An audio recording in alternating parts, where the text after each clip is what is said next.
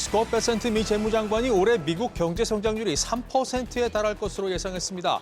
올해 물가 상승에 대해선 전임 바이든 행정부의 잘못이라고 반박하면서 내년에 인플레이션이 크게 하락할 것이라고 주장했습니다. 연말 증시 흐름을 결정지을 미국 연방준비제도의 올해 마지막 FOMC 회의가 이번 주 열립니다. 패드워치에 따르면 시장은 금리 인하 확률을 86%로 보고 있습니다. 넷플릭스가 102년 역사의 할리우드 대표 스튜디오 워너브라더스 디스커버리를 우리 돈 약 106조 원에 인수하는 계약을 체결했다고 발표했습니다. 하지만 최종 인수를 100% 장담하기 어렵다는 분석이 나오고 있습니다. 일론 머스크 CEO가 이끄는 우주기업 스페이스X가 기업 가치 8천억 달러 달성을 목표로 내부자 주식 매각을 추진 중이고 내년 하반기 상장을 검토하고 있다는 보도가 나왔습니다. 머스크는 주식 매각 보도가 부정확하다면서 부인했지만 내년 상장과 관련해서는 언급하지 않았습니다. 국내 최대 가상자산 거래소 업비트가 지난달 해킹으로 1,000억 개가 넘는 코인을 털린 것이 확인됐습니다. 불과 54분 만에 450억 원 규모가 외부로 전송됐는데 이번에도 늑장 신고 의혹이 도마에 올랐습니다.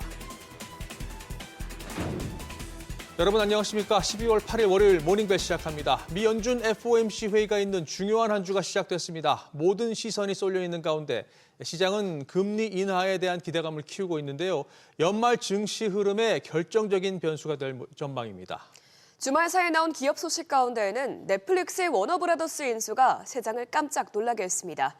하지만 아직은 최종 관문을 넘은 것은 아닌데요. 잠시 뒤에 자세히 짚어보겠습니다. 네, 그럼 먼저 밤사이 나온 스콧 베센트 미 재무장관의 경제 전망부터 보겠습니다. 자, 취재기자 연결합니다. 김동필 기자. 네, 김동필입니다. 올해 미국 경제가 당초 예상보다 더 높은 성장률을 기록할 것으로 내다봤다고요? 네, 베센트 장관은 CBS 방송 인터뷰에서 미국의 실질 국내 총생산 GDP 성장률은 3%로 올해를 마무리할 것이라면서 예상한 것보다 경제가 더 좋았다고 평가했습니다.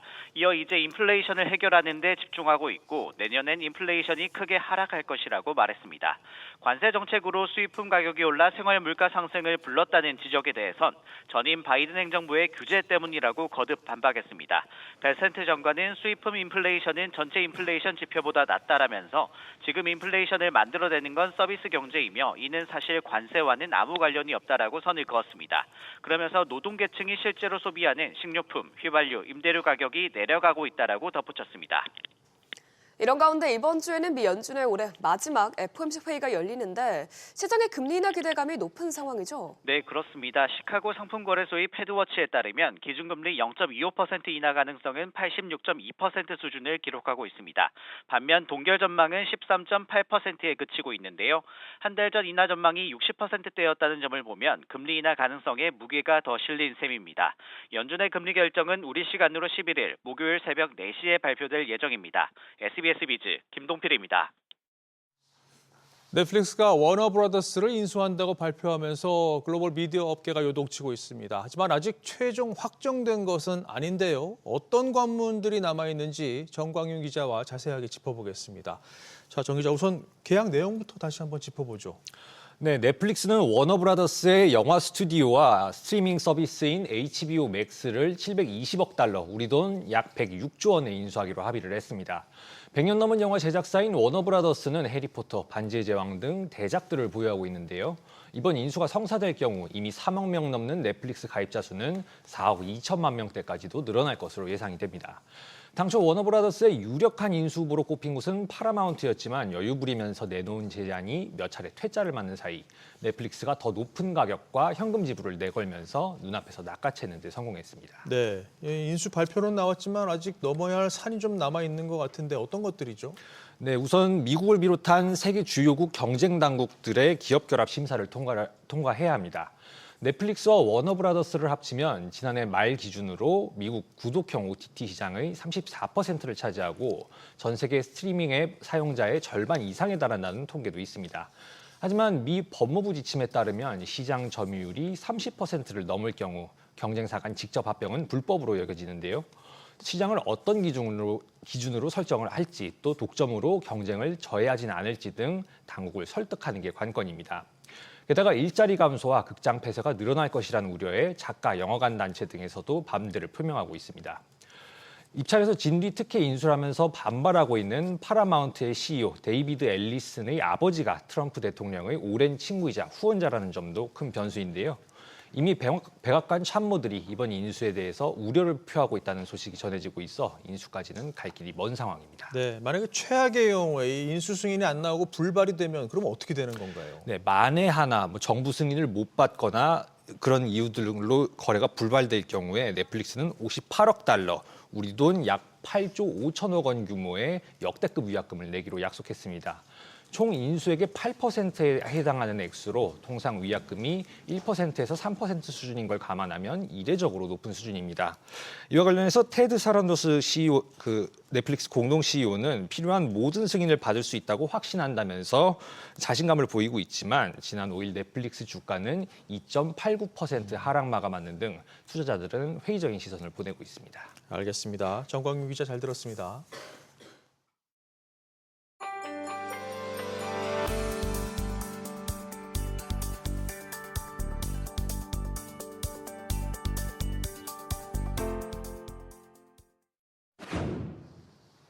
금요일장 뉴욕 증시는 예상보다 무난하게 나온 개인 소비 지출 PCE 지표와 이번 주 연준의 금리 인하 기대감에도 전반적으로 관망세를 나타내면서 소폭 상승으로 마감했습니다.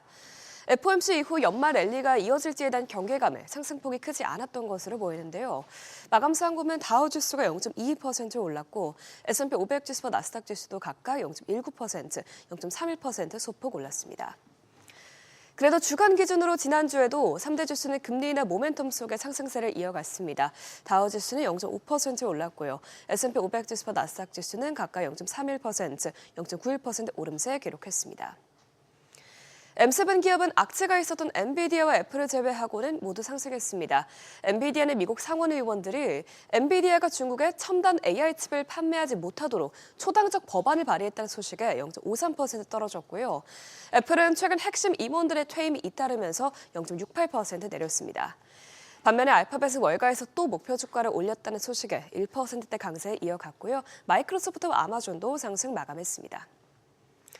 시총 6위부터도 보면 메타도 1.8% 오르면서 강세를 이어갔습니다. 블룸버그가 내년 메타버스 관련 계산을 30% 삭감하는 방안을 검토하고 있다는 보도가 나오면서 계속해서 상승세를 이어가고 있는데요. 이 리얼리티랩의 누적 손실이 워낙 컸기 때문에 비용 축소가 투자 심리에 매우 긍정적으로 작용했습니다. 또 브로드컴은 마이크로소프트가 마벨 테크놀로지 대신 맞춤형 칩을 공동 설계하는 방안을 논의하고 있다는 소식이 나왔고 또 이번 주 11일에 나올 실적 발표를 앞둔 기대감 속에 2% 넘게 급등 마감했습니다. 금요일에 나온 데이터들은 금리 인하에 대한 기대감을 확고하게 만들었습니다.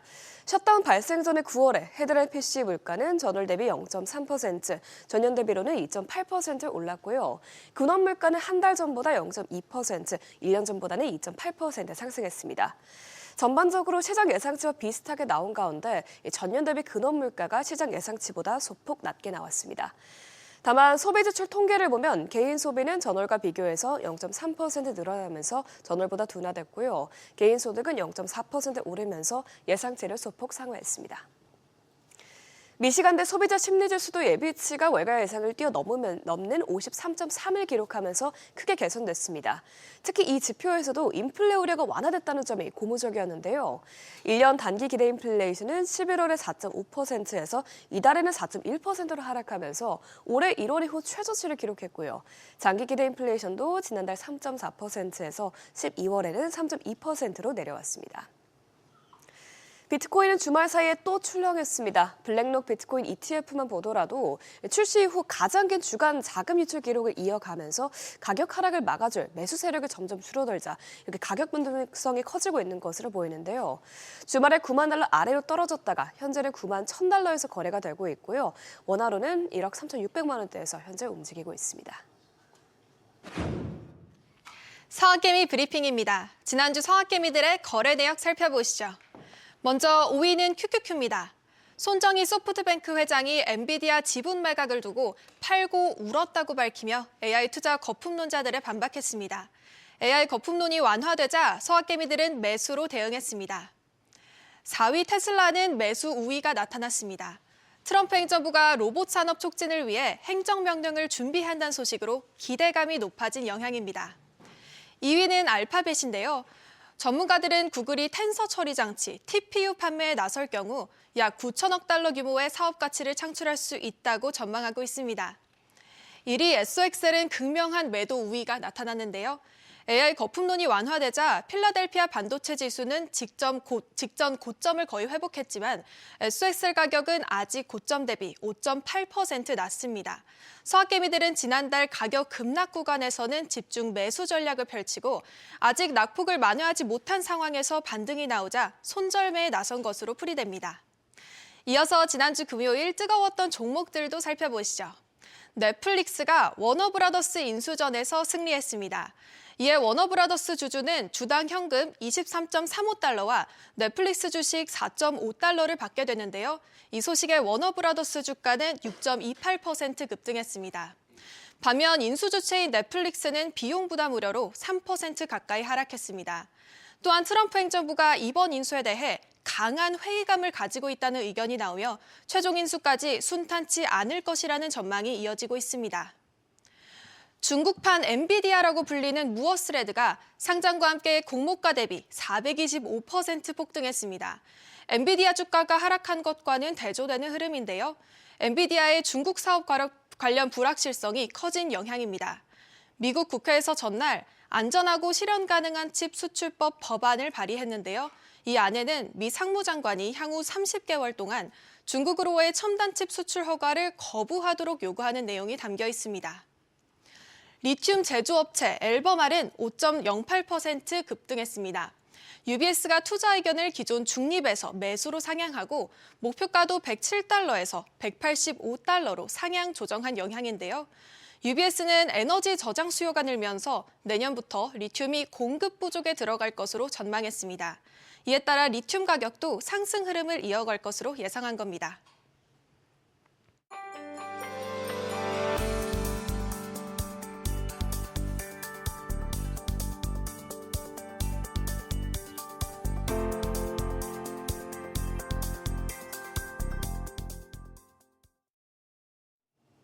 외신이 주목한 주요 이슈들 짚어보겠습니다. 머스크의 우주기업이죠. 스페이스X의 몸값이 천장을 뚫고 치솟고 있습니다. 기업 가치를 8천억 달러, 우리 돈 1,180조 원으로 평가하는 내부자 주식 매각을 추진 중이라는 소식이 나왔는데요. 반년도 안 된 사이 2배가 뛴 금액으로 단순한 자금 조달을 넘어서 시장 지배력을 재확인시켜주는 우주 산업에서 가는 독보적인 위상을 보여준다는 평가입니다. 이 과정에서 내년 기업 공개를 추진하는 방안도 검토된 것으로 전해졌는데 머스크는 현금 흐름이 양호하다, 유동성을 위한 자사주 매입이다 말하며 구주 매각 소식은 부인하면서도 IPO와 관련해선 말을 아끼면서 시장은 오랜 기다림 끝에 스페이스X 상장 시나리오에 청신호가 켜진 것 아니냐는 기대감과 함께 술렁이고 있습니다. 그런가 하면 AI 업계에선 메타의 행보가 이목을 끌고 있습니다. 인공지능 웨어러블 기기 스타트업인 리밋리스를 인수했는데요.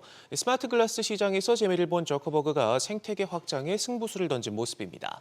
리밋리스는 옷깃이나 목걸이 형태로 만든 기기에 이용자의 모든 대화를 녹음하고 AI를 활용해 누가 언제 무슨 말을 했는지 완벽하게 기억해주는 이른바 개인용 기억 보조 장치를 개발해 주목을 받아왔는데 업계에선 메타가 회사의 핵심 기술인 맥락 인식과 대화 요약 등을 2차사 스마트 안경, 또 차세대 디바이스에 이식하기 위해 과감한 베팅을 한 것으로 보고 있습니다. 이번 거래는 빅테크들이 스마트폰 이후의 폼팩터, 차세대 기기 주도권을 잡기 위해 치열한 땅 따먹기를 벌이고 있음을 여실히 보여주는데요. 앞서 아마존 역시 손목에 착용하는 AI 기기 제조사 B를 인수하기도 했고 구글 역시 차기 픽셀폰과 워치에 강력한 제미나이를 심으며 추격 중입니다. 중국의 AI 반도체 업체 무어스레드가 상하이 증시를 떠들썩하게 했습니다. 상장 첫날 장중 한때 500%까지 급등했는데요. 이렇게까지나 큰 주목을 받는 데에는 이유가 있습니다. 무어스레드의 창업자인 잔쟁중은 엔비디아에서 15년 넘게 근무하며 부사장까지 역임한 인물이고요. 공동 창업자인 저우양과 정의보 역시 각각 엔비디아에서 선임 디렉터, GPU 아키텍트를 역임하는 등 고위 경영진 6명이 엔비디아 출신입니다. 덕분에 만들어진 지 고작 5년밖에 안 된 회사지만 그래픽 렌더링과 AI 연산을 모두 아우르는 몇 안 되는 중국 GPU 업체로 시장의 주목을 받고 있는데요. 최근 중국 정부는 엔비디아를 막아서면서 자급자족 드라이브에 나서고 있고 레드테크들을 적극 밀어주면서 중국 증시에서도 AI가 가장 뜨거운 테마로 떠오르고 있습니다. 그런가 하면 AI 레이스에서 뒤처진 애플은 고위 임원과 핵심 두뇌들의 잇따른 이탈로 골머리를 앓고 있습니다. 최근 일주일 새 AI 총괄부터 디자인 수장, 법무 책임자, 대외정책 책임자 등이 줄줄이 자리를 떠났는데 모두 팀 쿡 CEO와 직접 머리를 맞댄 핵심 C-레벨 인사들이고요. 이런 가운데 애플의 자체 칩을 설계한 사령탑 조지 스루니 수석 부사장까지 퇴사의 뜻을 전달한 것으로 전해집니다.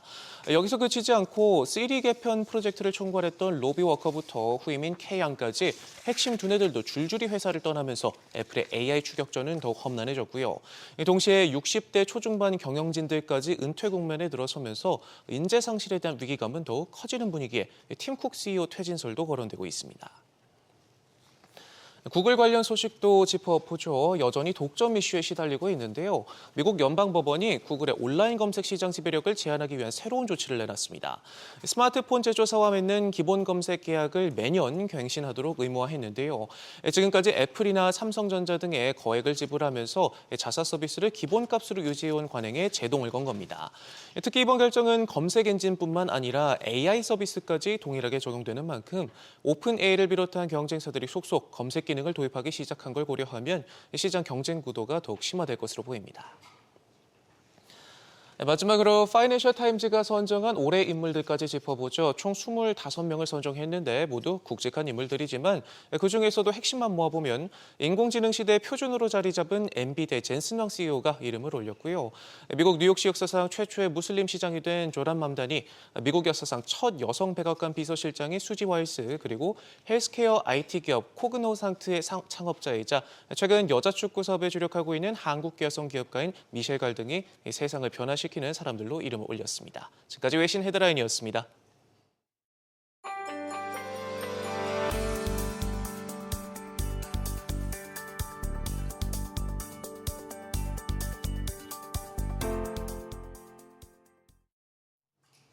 AI 거품 우려에도 대다수 주요 글로벌 자산운용사가 내년에도 증시 강세장이 이어질 것으로 내다봤습니다. 블룸버그 통신에 따르면 인터뷰에 응한 글로벌 운용사 37곳 가운데 30곳은 증시 전망에 대해서 위험 선호 시각을 유지한다고 답했습니다. JP모건 자산운용은 견고한 성장과 완화적인 통화 재정 정책에 대한 기대가 우리의 복수 자산군 포트폴리오에서 위험 선호 성향을 뒷받침하고 있다고 밝혔습니다. 제이미 싱그리어 미국 무역대표부 대표가 중국에 대한 첨단 반도체 수출 통제 정책이 항상 유동적이라고 밝혔습니다. 그리오 대표는 폭스뉴스와의 인터뷰에서 기술이 발전하고 접근성이 좋아질수록 수출 통제의 기준점을 조정할 수 있다고 말했습니다. 그는 트럼프 행정부는 분명히 최첨단 기술 제품 등을 중국이나 다른 나라에 보내는 것에 정말 조심해야 한다는 데 동의한다면서도 조정은 언제나 일어날 수 있다고 말했습니다. 일론 머스크 테슬라 CEO가 소셜미디어 X의 과징금을 매긴 유럽연합을 해체해야 한다고 주장했습니다. 머스크는 X를 통해 EU를 옛 동독 정보기관인 슈타즈에 빗대 EU가 빅테크를 규제하면서 소셜미디어를 검열한다고 비판했습니다. EU는 지난 5일 X의 유료 인증 마크인 블루체크가 이용자를 기만했다는 등의 이유로 X에 1억 2천만 유로, 우리 돈으로 약 2천억 원의 과징금을 부과했습니다. 도널드 트럼프 미국 대통령이 국제축구연맹이 새로 만든 피파 평화상을 받았습니다. 피파는 트럼프 대통령이 취임 후 이스라엘과 하마스 간 분쟁을 중재했고 우크라이나 전쟁의 종전을 위해 노력을 기울이고 있다면서 제1회 피파 평화상을 수여한다고 밝혔습니다. 트럼프 대통령은 수상 소감에서 세계는 지금 더 안전한 곳이 됐다고 주장했습니다. 이번 주 뉴욕 증시는 미 연준의 금리 결정과 연준 위원들의 금리 전망, 그리고 파월 연준 의장의 발언에 초점을 맞추고 있는데요. 올해 마지막 FOMC 회의 전망해보고 그에 따른 전략까지 세워보겠습니다. 우리은행 WM그룹 박석현 부부장 나오셨습니다. 부부장님 어서 오십시오. 네, 안녕하십니까. 예. 자, 최대 관심사죠. 이제 우리 시간으로 목요일 새벽 4시에 그 결과가 나올 텐데요. 당연히 시장이 민감하게 반응할 것이고. 그렇죠. 예. 현재 분위기는 금리 인하를 거의 기정사실로 보고 있는 것 같은데 부부장님은 어떻게 예상하십니까? 일단 인하 가능성은 상당히 높다라고 봐야 될 것 같고요. 네. 지표가 이제 그 셧다운 때문에 많이 발표가 안 된 부분이 있어서 다소 이제 동결 가능성도 있지 않냐라고 얘기가 나오고 있지만 예. 전반적으로는 뭐 고용 부진에 초점이 맞춰지면서 금리 인하는 단행이 될 것으로 예상이 되고 있습니다. 다만 이제 금리 인하가 단행된다 하더라도 이건 이제 주가에 상당 부분 반영이 돼 있기 때문에 이 자체가 주가를 움직이는 요인으로 작동하지는 않을 것으로 보고 있고요. 네. 그거보다는 금리 인하가 이제 이번에 결정이 됐을 때 반대 표결이 있을 것이냐. 그러니까 직전 10월 FOMC에서는 그 제프리 슈미드 그 캔자스시티 연방은행 총재가 반대 표결을 했었고요. 예. 이번 같은 경우도 연준 위원 일부 위원들은 금리 동결이 필요하다라는 부분을 공식적으로 제기하는 위원들도 상당수 있었기 때문에 네. 반대 표결이 나올 가능성이 상당히 높고 만일 반대 표결이 지난번보다 더 많은 표수로 나오게 된다면 연준 내 분열에 대한 우려가 작동을 하기 때문에 이 부분은 어느 정도의 변동성 요인으로 남겨져 있다라고 봐야 될 것 같고요. 무엇보다도 좀 중요한 부분은 아무래도 이제 점도표 그러니까 내년도 연준의 금리 인하 경로가 어떻게 움직일 것인지를 어느 정도 시사하게 되는 이 점도표가 어떻게 나올 것인지가 최대 관건이 될 걸로 예상을 하고 있는데요. 네. 직전 FOMC 점도표 그러니까 9월 FOMC에서 나왔던 점도표는 올해 연말까지 금리 인하를 계속 이어가고 내년도에 추가 한 차례 정도 금리 인하를 제시를 한 바 있습니다. 예. 당시에도 이 한 차례 금리 인하 의견에 대해서 연준 위원들, 점도표에 참여한 위원들 간의 의견 대립이 상당히 팽배했고요. 특히 이제 금리 추가 인하보다는 동결 또는 인상을 해야 된다라는 의견도 상당수가 제시가 됐었기 때문에 이번 회의에서 점도표에 표시된 그 매파적인 의견 그리고 완화적인 의견이 어떻게 갈릴 것인가가 가장 중요한 포인트가 될 수 있다라고 볼 수 있을 것 같고요. 직전 그 점도표처럼 한 차례 인하 정도로 표시가 된다면 한 중립적인 요인 정도로 작동하지 않을까라고 볼 수 있을 것 같고 네. 이렇게 됐을 경우에는 기업이익 전망 변화에 따라서 주가가 움직일 텐데 현재 이익 모멘텀은 긍정적으로 좀 나오고 있기 때문에 연말 어느 정도의 추가 상승 기대를 할 수 있다라고 볼 수 있을 것 같고요. 만일 그 내년도 점도표가 두 차례 이상의 인상 경로를 제시를 하게 된다면 금리 인하에 대한 기대가 상당히 높아질 수 있을 것 같고 이 부분은 연말 주식시장이 랠리로 들어갈 가능성을 상당히 높인다라고 볼 수 있을 것 같습니다. 네. 근데 반대로 이제 직전 점도표에 나타났던 매파적인 의견처럼 금리 인하를 좀 제한하는 움직임 또는 인상 필요성도 있다라는 점도표가 좀 우세한 흐름을 보이게 된다면 11월 중반 이후 이루어졌던 반등이 상당 부분은 되돌림되는 흐름이 나타날 수가 있기 때문에 내년 점도표, 이번 FOMC에서 나오게 될 내년 점도표 흐름을 좀 주목해서 바라볼 필요성이 좀 있을 것 같습니다. 그렇군요. 하이라이트가 점도표라고 말씀해 주셨는데 사실 연준 내부 지금 뭐 어떤 분위기로 바뀌고 있느냐도 되게 중요하잖아요. 지금 연준 의장 얘기가 계속 나오고 있는데 케빈 헤셋 백악관 경제위원장이 지금 뭐 유력하게 거론이 되면서 이렇게 되면은 톤 자체가 연준 내부 톤 자체가 금리 인하 쪽으로 확 기울 수 있는 여지가 있다고 지난주부터 계속 얘기를 하고 있는데 연준 독립성 훼손 우려 이 얘기도 좀 화두가 되지 않을까 싶은데 어떻게 보십니까? 과거 어느 때보다도 그 중앙은행 연준의 독립성이 우려됐던 시기가 있었나 싶을 정도로 네. 최근에 이런 흐름이 많이 좀 얘기가 되고 있는 것 같고요. 특히 케빈 헤셋 백악관 국가경제위원장 이분은 현직에 있는 분이기 때문에 연준 의장으로 지명하기에는 다소 부담이 있는 인물인 건 분명합니다. 따라서 친 트럼프 인사라는 건 분명한 것 같고요. 그래서 이런 부분들이 연준의 독립성 그리고 중앙은행의 통화정책에 대한 신뢰 문제 이걸로 이제 부각이 되고 있는 것 같고요. 아무래도 이분이 연준 차기 연준 의장이 될 확률이 상당히 높은데 왜냐하면 이제 그 트럼프 대통령이 연준 후보를 독립적으로 지명해서 한 분을 지명해서 얘기를 했기 때문에 네. 거의 가능성 상당히 높다라고 봐야 될 것 같고 잠재적이라고까지 아예 맞습니다. 그냥 예, 그렇게 봐야 될 것 같고요. 공석에서 얘기를 했잖아요. 그렇게 된다면 지금 그 스티븐 마이런 이사가 그러니까 친 트럼프 정책을 표명하는 대표적인 연준 그렇죠. 이사고요. 계속 FOMC 때마다 지금 2번 참가를 했는데 50bp 금리 인하 가능성을 계속 주장을 했기 때문에 만일 그 케빈 헤셋 그 위원장이 연준 의장이 된다면 네. 이러한 흐름이 더욱 강해질 수밖에 없다라고 볼 수 있을 것 같고요. 다만 과도한 우려는 조금 성급하다라고 볼 수도 있는 부분은 이분이 연준 의장이 됐을 때는 아무래도 백악관에서 재직했을 당시랑 연준에서 의장직을 맡고 있을 직책이랑은 좀 다른 부분이 분명히 있습니다. 따라서 실제로 지명이 되고 연준 의장직을 수행하게 됐을 경우에는 지금처럼 일방적인 어떤 정책 기조를 표명하지는 않을 걸로 예상을 해볼 수가 있을 것 같고요. 그리고 다른 하나는 지금 연준의 구성이 연준 이사가 7명이고 투표권을 행사하는 연방은행 총재가 5분인데 뉴욕 연준 연방은행 총재를 제외한 나머지 4명은 상당히 매파적인 의견을 계속 내고 있고요. 내년도에 바뀌게 될 이 4명의 후보들도 상당 부분은 매파적인 의견을 내고 있기 때문에 연준의 구성 자체가 일방적으로 친트럼프 정책 쪽으로 휘둘리지는 않을 가능성이 좀 높지 않을까라고 볼 수는 있을 것 같습니다. 그렇군요. 이번에 금리 인하 예상을 뒤집고 안 움직이면 어떻게 되는 건가요? 갑자기 궁금해지네요. 그 부분은 상당히 좀 고민을 해봐야 되는데요. 경우의 수가 있을 것 같습니다. 그러니까 금리 인하를 예상을 했는데 거의 확정적으로 예상을 했는데 인하를 안 하게 됐을 경우에는 상당 부분 이건 주식시장에는 마이너스 요인으로 작동을 할 수밖에 없을 걸로 예상을. 산타랠리는 그냥 뭐 물 건너 갔다고 보는 게 일단 그렇게 볼 수가 있겠는데요. 근데 이 부분도 앞에서 말씀드린 점도표하고 연동이 될 가능성이 높습니다. 왜냐하면 금리 인하를 결정하지 않았다 하더라도 인하를 하지. 그러니까 동결한 배경이 경제 지표의 근거가 상당히 불충분하기 때문에 동결을 한 거라면, 그리고 내년도에 가면 금리 인하 폭을 좀 넓혀줄 수 있다라는 쪽으로 점도표가 제시가 된다면 동결을 결정했다 하더라도 주식시장에는 부정적이지 않을 걸로 볼 수 있을 것 같고요.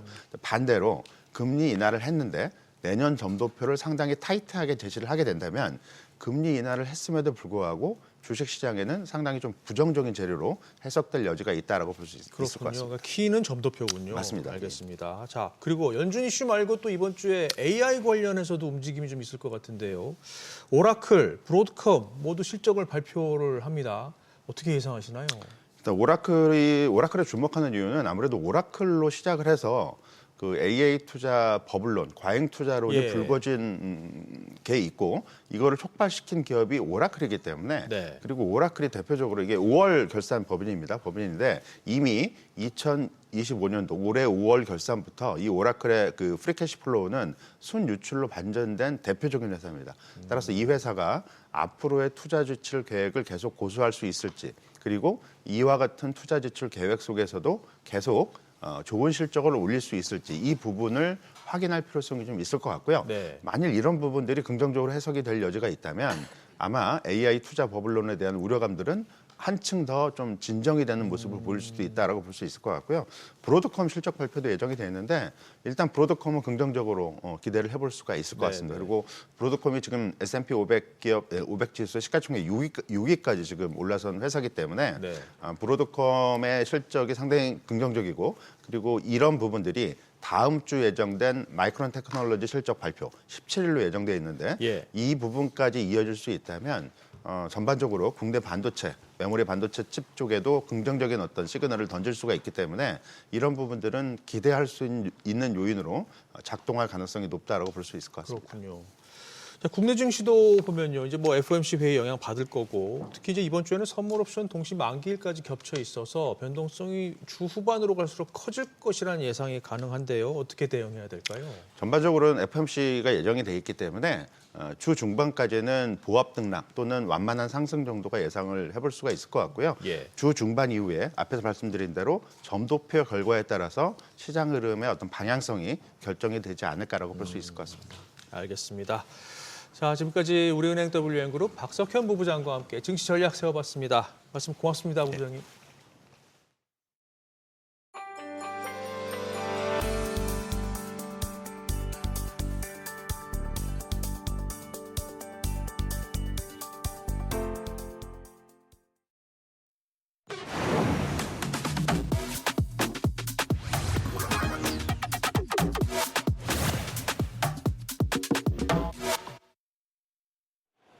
애프터마켓 정리해드립니다. 한국거래소가 내년 하반기부터 대체거래소의 프리마켓보다 1시간 더 빠르게 프리마켓을 운영하는 쪽으로 가닥을 잡았습니다. 애프터마켓은 현행 넥스트레이드처럼 오후 8시까지로 신설하는데요. 이를 위해 시스템 준비에 돌입했고 추후 거래 시간 연장을 안건으로 올린 이사회를 연다는 계획입니다. 거래소 관계자는 이사장과 집행 간부 간 회의를 거쳐 내부적으로는 거래 시간 연장에 대한 방식과 형태 등을 확정했다며 아직 업계나 노조와 공식 협의한 건 아니지만 내년 6월까지 완비하는 게 목표라고 말했습니다. 거래소는 증권사 설문 결과와는 달리 정규장을 개편하기보다는 프리마켓과 애프터마켓을 신설하기로 한 건데요. 기존 정규장의 앞뒤로 프리마켓 오전 7시부터 7시 50분과 애프터마켓 오후 4시부터 8시를 신설하는 게 골자입니다. 하지만 거래소가 집행 간부를 중심으로 내부적으로 확정안이 그대로 추진될지는 아직 알 수 없습니다. 거래소의 거래 시간 연장은 증권가와 운용가 전반에 근무 체계 변화를 줄 수 있기 때문입니다. 또 증권사들 시스템 구축 부담이 가중되는 만큼 여러 이해 관계자들의 의견 수렴이 중요한 사안입니다. 거래소 노조는 다음 달까지 조합원과 증권사 직원들 의견을 취합한 뒤 회사와 논의를 진행할 계획이라고 하는데요. 앞으로 어떻게 조율될지 지켜보셔야겠습니다. 지난주 금요일 국내 증시 코스피는 16거래일 만에 종가 기준 4,100선을 회복해냈습니다. 외국인과 기관이 쌍끌이 매수에 나서면서 상승 탄력을 받았는데요. 삼성전자 2.9%대, SK하이닉스도 0.18%대 상승 마감했습니다. 반도체주와 함께 자동차주의 질주가 또 주목을 받았습니다. 관세 불확실성 완화와 북미 하이브리드 시장 점유율 상승 등 호재가 부각되면서 주가가 크게 올라 지수를 끌었는데요. 현대차가 무려 10% 넘게 급등했고 참고로 기아도 2%대 상승 마감했습니다. 반면 코스닥은 알테오젠의 기술 수출 우려가 부각되면서 소폭 하락한 채 장을 마쳤습니다. 코스닥 시중 1위인 알테오젠이 피하 주사 제형의 면역 항암제 키트루다 SC가 독일에서 판매 금지 가처분을 받았다는 소식에 10% 가까이 급락했습니다. 이외에 ABL 바이오도 5%, 리가켄 바이오도 4.49% 하락했고 1위부터 5위 사이에는 에코프로비엠만 유일하게 1.65% 오르면서 16만 원 선 내 마감했습니다.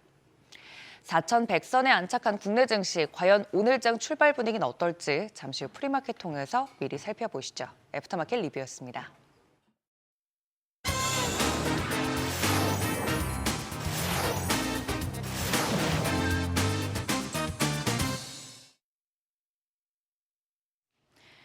매일경제신문은 국내로 달러가 들어오지 않고 계속 해외로 유출되면서 원화값 추락을 막기 어려운 구조적인 환경이 고착화되고 있다고 보도했습니다. 국내 기업이 해외 직접 투자 FDI 잔액은 지난 3분기 말 7,069억 달러, 우리 돈 약 1,043조 원으로 처음으로 7천억 달러를 돌파했습니다. 국내 기업의 해외 투자 증가 속도가 외국인의 국내 투자보다 훨씬 빠르다 보니 최근 5년 동안 FDI 잔액은 1,884억 달러, 약 278조 원 급증했습니다. 동시에 국내 기업의 해외 자회사 이익 보유금, 유보금은 3분기 말 현재 1,144억 달러, 약 169조 원으로 사상 최고치를 기록했습니다. 기업의 해외 투자 증가는 국내의 달러 수요를 자극해 원화값 하락으로 이어집니다. 그런데 이 문제가 단기간에 개선되기 어려워 우려가 커지고 있습니다. 한국경제신문은 김용범 대통령실 정책실장이 환율 상승, 원화값 하락에 대응할 대책을 갖추고 있다 말했다고 보도했습니다. 김 실장은 이재명 정부 6개월 성과 보고 기자간담회에서 계속되는 고환율 상황 대책과 관련한 질문에 단기적으로 경제 주체별 해외 투자가 너무 활성화돼 있다 보니 달러원 환율 상승 부담이 최근 도드라져 보인다며 이같이 말했습니다. 이어 기업의 해외 부문 이익을 국내로 환류하는 문제, 개인의 해외 투자에 과도한 위험이 숨겨져 있는 건 아닌지 점검하는 문제, 국민연금의 대외 투자와 관련한 국내 해외 투자 비중 및 환해지 문제 등 3개 분야 과제를 진행 중이라고 밝혔습니다. 한국경제신문은 유튜브와 넷플릭스와 각종 클라우드 구독료, 인터넷 광고료 등으로 빠져나가는 외화가 연간 200억 달러에 육박한다고 보도했습니다. 한국경제신문이 한국은행의 도움을 받아 우리나라 서비스 수지 중 유튜브 프리미엄 구독료와 클라우드 이용료, 구글과 SNS에 지급하는 인터넷 광고료 등을 분석한 결과 2020년 84억 달러인 지급액이 지난해 168억 달러로 불어났습니다. 올해도 1월부터 9월 지급 총액이 137억 달러에 달해 지난해 기록을 넘어 200억 달러에 육박할 전망됩니다. 2022년 말 처음 등장한 챗GPT 등 생성형 AI 구독료는 한은이 내년 초부터 통계를 관리할 방침이어서 이 구독료까지 포함하면 디지털 서비스에서 발생하는 디지털 적자가 눈덩이처럼 불어날 것이란 우려가 나옵니다. 매일경제신문은 아랍에미리트, UAE의 경제 중심 도시 두바이가 블록체인을 차세대 성장 산업으로 육성하기 위해 속도를 내고 있다고 보도했습니다. 블록체인의 세계 허브를 지향하는 두바이는 최근 3년간 거래소와 신탁, 결제 등 가상자산 사업자 수가 10곳에서 39곳으로 4배나 급증한 것으로 집계됐습니다. 두바이는 2022년 별도의 감독기구를 출범시킨 뒤 규제 친화적인 정책을 통해 전 세계 가상자산 기업들을 끌어들이고 있습니다. 한국의 가상자산 기업들도 UAE로 몰려가고 있는 모습인데요. 가상자산과 금융을 분리한 금가분리 기조를 유지해온 한국에서 같은 기간 가상자산 사업자가 32% 급감한 것과는 반대되는 흐름입니다. 조선일보는 올해 한국 개인 투자자들이 주식뿐만 아니라 미국 국채도 대규모로 사들였다고 보도했습니다. 3분기 말 기준 한국 개인의 해외 채권 투자 잔액은 391억 3,160만 달러로 전 분기 대비해서 약 25억 달러, 전년 동기보다는 약 161억 달러 늘었습니다.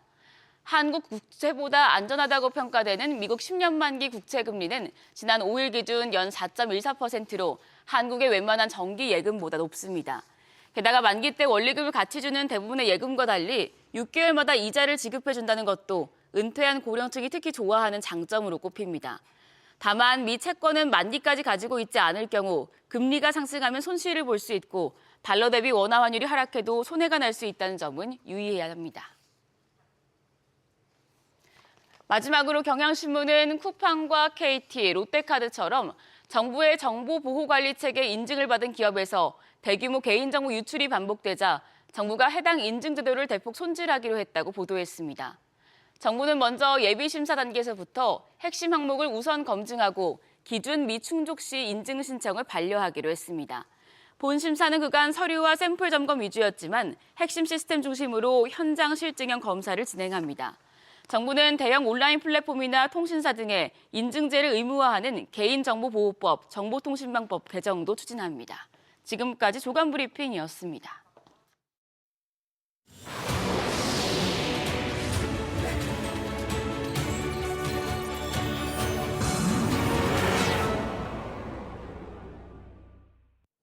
이번 주 주요 경제 일정 확인하시죠. 먼저 오늘은 중국의 지난달 무역 수지가 발표됩니다. 수출에 초점이 맞춰져 있는데요. 앞서 10월 수출이 전년 대비 1.1% 감소하면서 3% 증가를 예상했던 시장 기대치에 미치지 못했기 때문입니다.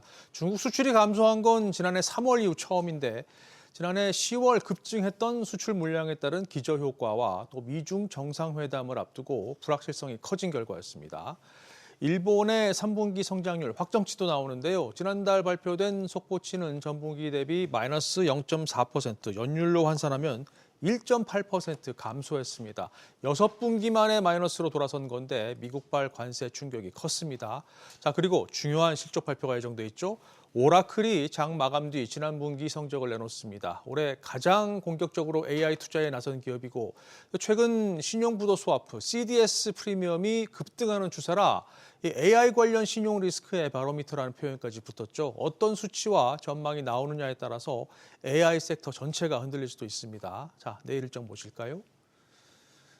이번 주 가장 큰 이벤트죠. 미 연준의 올해 마지막 FOMC 회의가 이틀간의 일정으로 시작됩니다. 시장은 금리를 내릴 것이란 기대감을 키우고 있는데 결과는 지켜봐야겠죠.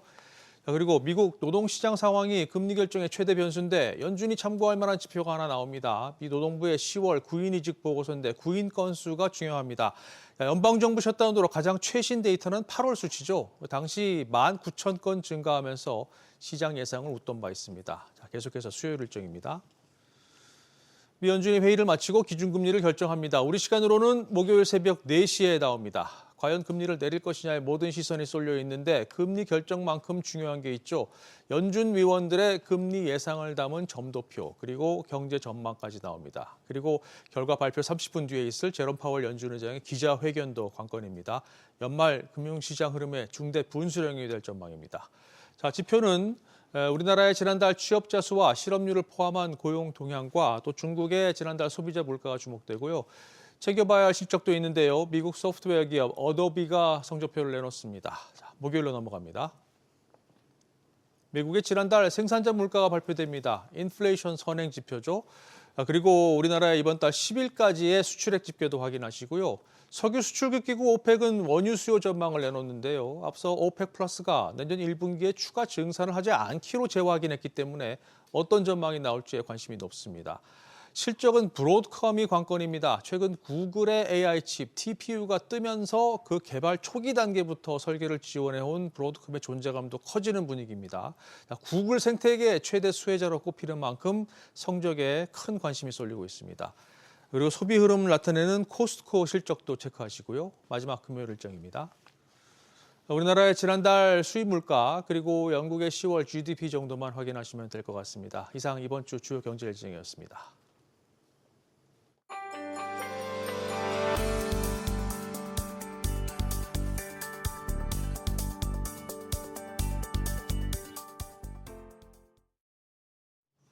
지난달 가상자산 거래소 업비트에서 발생한 해킹 사고로 1,000억 개가 넘는 가상자산이 유출된 것으로 파악됐습니다. 유출된 규모도 놀라운데 심지어 업비트가 늑장 신고를 했다는 의혹이 제기되고 있어서 파문이 일고 있습니다. 이 내용 신성훈 기자와 자세한 얘기 나눠보겠습니다. 1시간도 안 돼서 가상자산 1,000억 개가 털렸다는 건가요? 네, 그렇습니다. 정확하게는 54분 만입니다. 이 사이 전송된 가상자산의 규모는 무려 1,040억 6천만 개로 445억 원어치에 달했습니다. 그러니까 초당 약 3,200만 개씩 빠져나간 겁니다. 이번 업비트 해킹 시도는 지난달 27일 오전 4시 42분부터 5시 36분까지 총 54분간 이뤄졌습니다. 그러나 업비트가 금융감독원에 해킹 사실을 처음 보고한 시점은 오전 10시 58분으로 해킹 시도가 이뤄진 지 6시간이 넘게 지난 뒤였습니다. 마침 이날은 업비트 운영사인 두나무와 네이버 파이낸셜의 합병에 대해 설명하는 공식 행사가 있던 날인데요. 행사가 다 끝난 후에 당국 및 경찰 신고부터 홈페이지 공지 등 조치가 이뤄지면서 일부러 늑장 신고를 한 것이 아니냐 하는 의혹이 제기되고 있습니다. 앞서 이찬진 금융감독원장은 이번 사고에 대해 그냥 넘어갈 성격의 것은 아니라고 말하기도 했습니다. 네, 그런데 이렇게 대규모 해킹 사고에도 불구하고 업비트가 제재를 받지 않을 가능성이 제기되고 있다고요. 네, 거래 안전성과 신뢰성 확보 또 그리고 시스템 관리 의무 등을 규정하고 있는 전자금융거래법 적용 대상의 가상자산 사업자는 포함되지 않기 때문입니다. 별도로 가상자산법이 있긴 하지만 이 역시도 해킹이나 전산 사고에 대한 제재 규정을 다루진 않는데요. 이로 인해 1,000억 개가 털리는 대형 사고에도 중징계로 이어지긴 어렵다는 관측이 나옵니다. 이에 금융당국은 가상자산법 2단계 입법 시 해킹 전산 사고에 대한 배상 책임을 부과하는 방안을 검토 중인데요. 하지만 소급 적용이 어려울 것으로 보여 업비트에 대한 제재는 사실상 쉽지 않을 전망입니다. 네, 이런 가운데 보안 사고가 또 나왔는데 LG유플러스에서는 통화 정보가 유출되는 사고가 있었죠. 네, LG유플러스의 인공지능 통화앱 익시오에서 통화 정보 일부가 유출된 것으로 확인됐습니다. LG유플러스는 지난 6일 운영 개선 작업 과정에서 캐시 설정 오류로 고객 36명의 정보가 다른 이용자들에게 일시적으로 노출되는 현상이 발생했다고 밝혔습니다. 이어 이용자가 고객의 소리를 통해 회사 측에 알려 이를 인지하고 개인정보보호위원회에 신고를 완료했다고 덧붙였는데요. LG유플러스 측은 이번 사안은 해킹과는 관련이 없다며 주민등록번호 등 고유 식별 정보와 금융정보는 유출되지 않았다고 밝혔습니다. 네, 그렇군요. 신 기자 잘 들었습니다. 대통령실이 부동산 시장 안정화를 위한 정책이 준비돼 있다고 밝혔습니다. 강훈식 대통령 비서실장은 어제 이재명 정부 6개월 성과 보고 기자간담회에서 부동산 가격을 안정시키기 위한 정책적 준비는 다 돼 있다고 말했습니다. 하준경 경제성장수석도 11호 대책은 쏠림 현상이 강했기에 브레이크를 거는 정도였다면서 지방 우대 정책을 확실히 해 수도권 집중이 완화될 수 있게 추진하고 있다고 밝혔습니다. 11호 부동산 대책으로 대출 한도가 줄고 전세를 낀 매입이 차단되면서 이른바 한강벨트 지역 아파트 거래량이 크게 줄어든 것으로 나타났습니다. 국토교통부에 따르면 지난 6일 기준으로 지난달 서울 아파트 거래 신고 건수는 총 2,372건으로 한 달 새 73% 줄었습니다. 특히 한강벨트 지역인 마포구와 성동구, 광진구, 강동구는 거래량이 약 90% 줄어들며 가장 큰 감소폭을 보였습니다. 오늘은 전국이 대체로 맑은 가운데 아침 출근길 기온이 영하권으로 떨어지면서 춥겠습니다. 최저 기온은 영하 5도에서 영상 7도, 낮 최고 기온은 4도에서 11도 사이로 예보됐습니다. 충청 이남 지역의 미세먼지 농도는 일시적으로 나쁨 수준을 보이는 곳이 있겠고 강원 산지와 동해안에는 건조특보가 내려져 있습니다.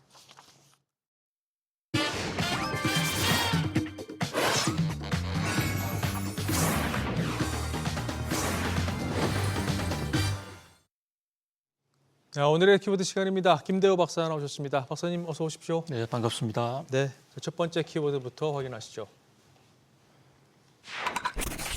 FOMC 금리 인하. 자, 뭐 이번 주 이 이슈를 이길 만한 게 없죠. FOMC 회의가 열리는데 어떻게 예상하십니까, 박사님? 예, 이번 주 FOMC 금리 인하를 하느냐 아니면 동결을 하느냐 정말 운명의 순간인데요. 그런데 이번 FOMC는 다른 어떤 FOMC에서도 보지 못했던 그야말로 깜깜이 정보 통계가 하나도 없습니다.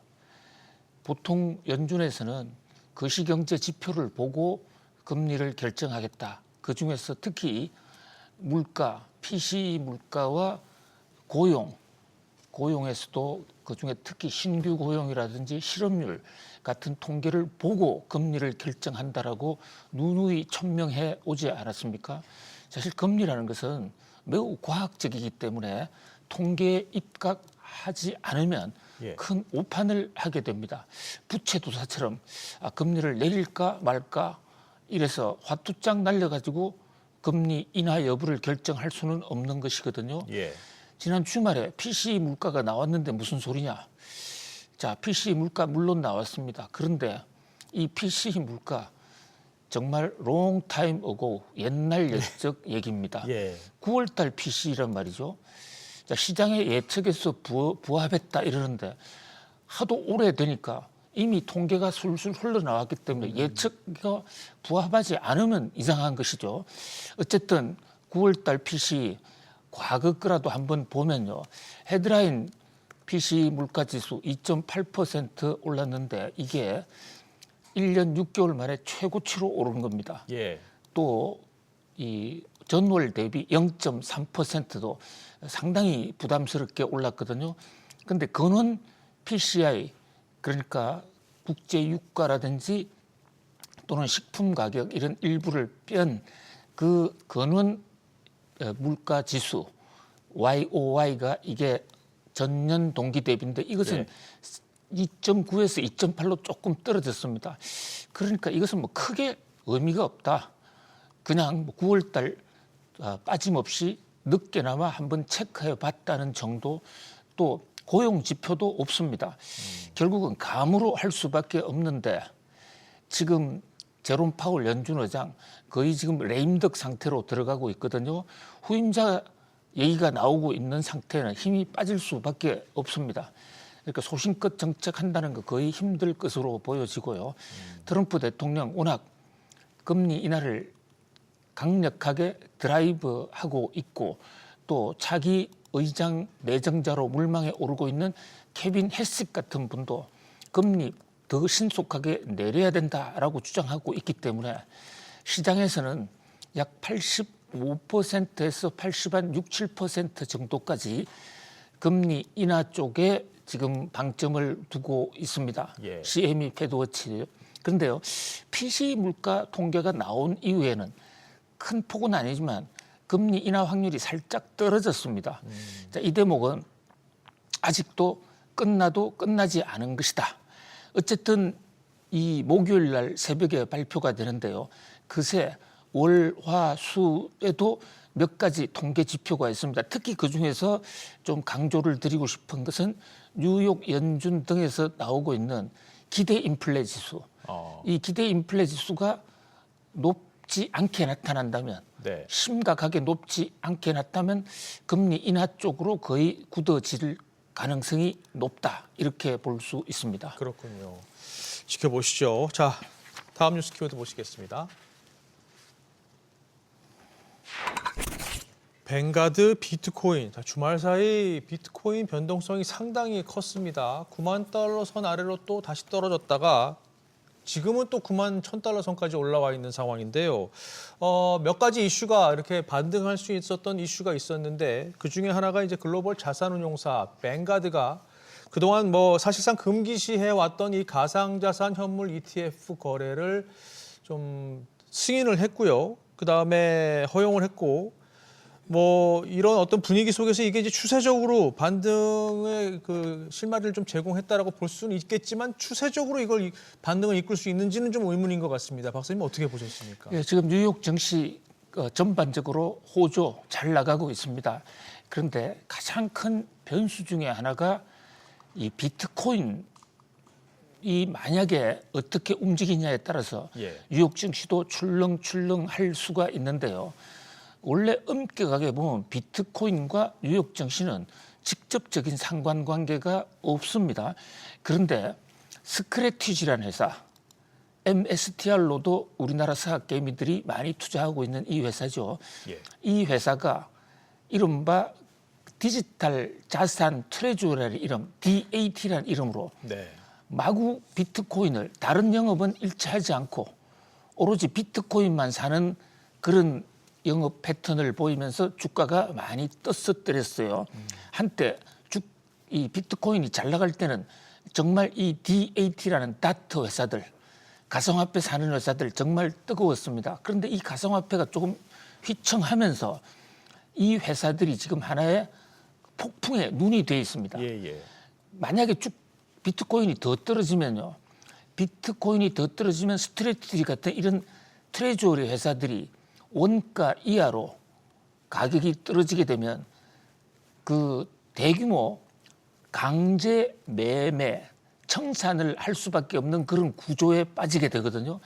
그렇다면 비트코인 떨어지는 것이 바로 스트래티지 같은 이런 DAT 회사를 통해서 주가 폭락을 가져올 수 있다고요. 이게 지금 연결고지가 연결이 된 겁니다. 그렇다 보니까 세간에서는 상당히 좀 걱정하는 분위기가 좀 있습니다. 특히 이달에 중대한 결정 하나가 나옵니다. 스크래티지라는 회사에 대해서 지금 MSCI가 주가 패시브 자금이 따라오는 데죠. 여기서 그동안에는 미국 지수 안에 집어넣어 놨는데 이것을 빼자라는 이런 움직임이 있어요. 그게 최종 결정이 12월 중에 되고 실행은 만약에 빼기로 결정한다면 1월 16일 정도가 운명의 날입니다.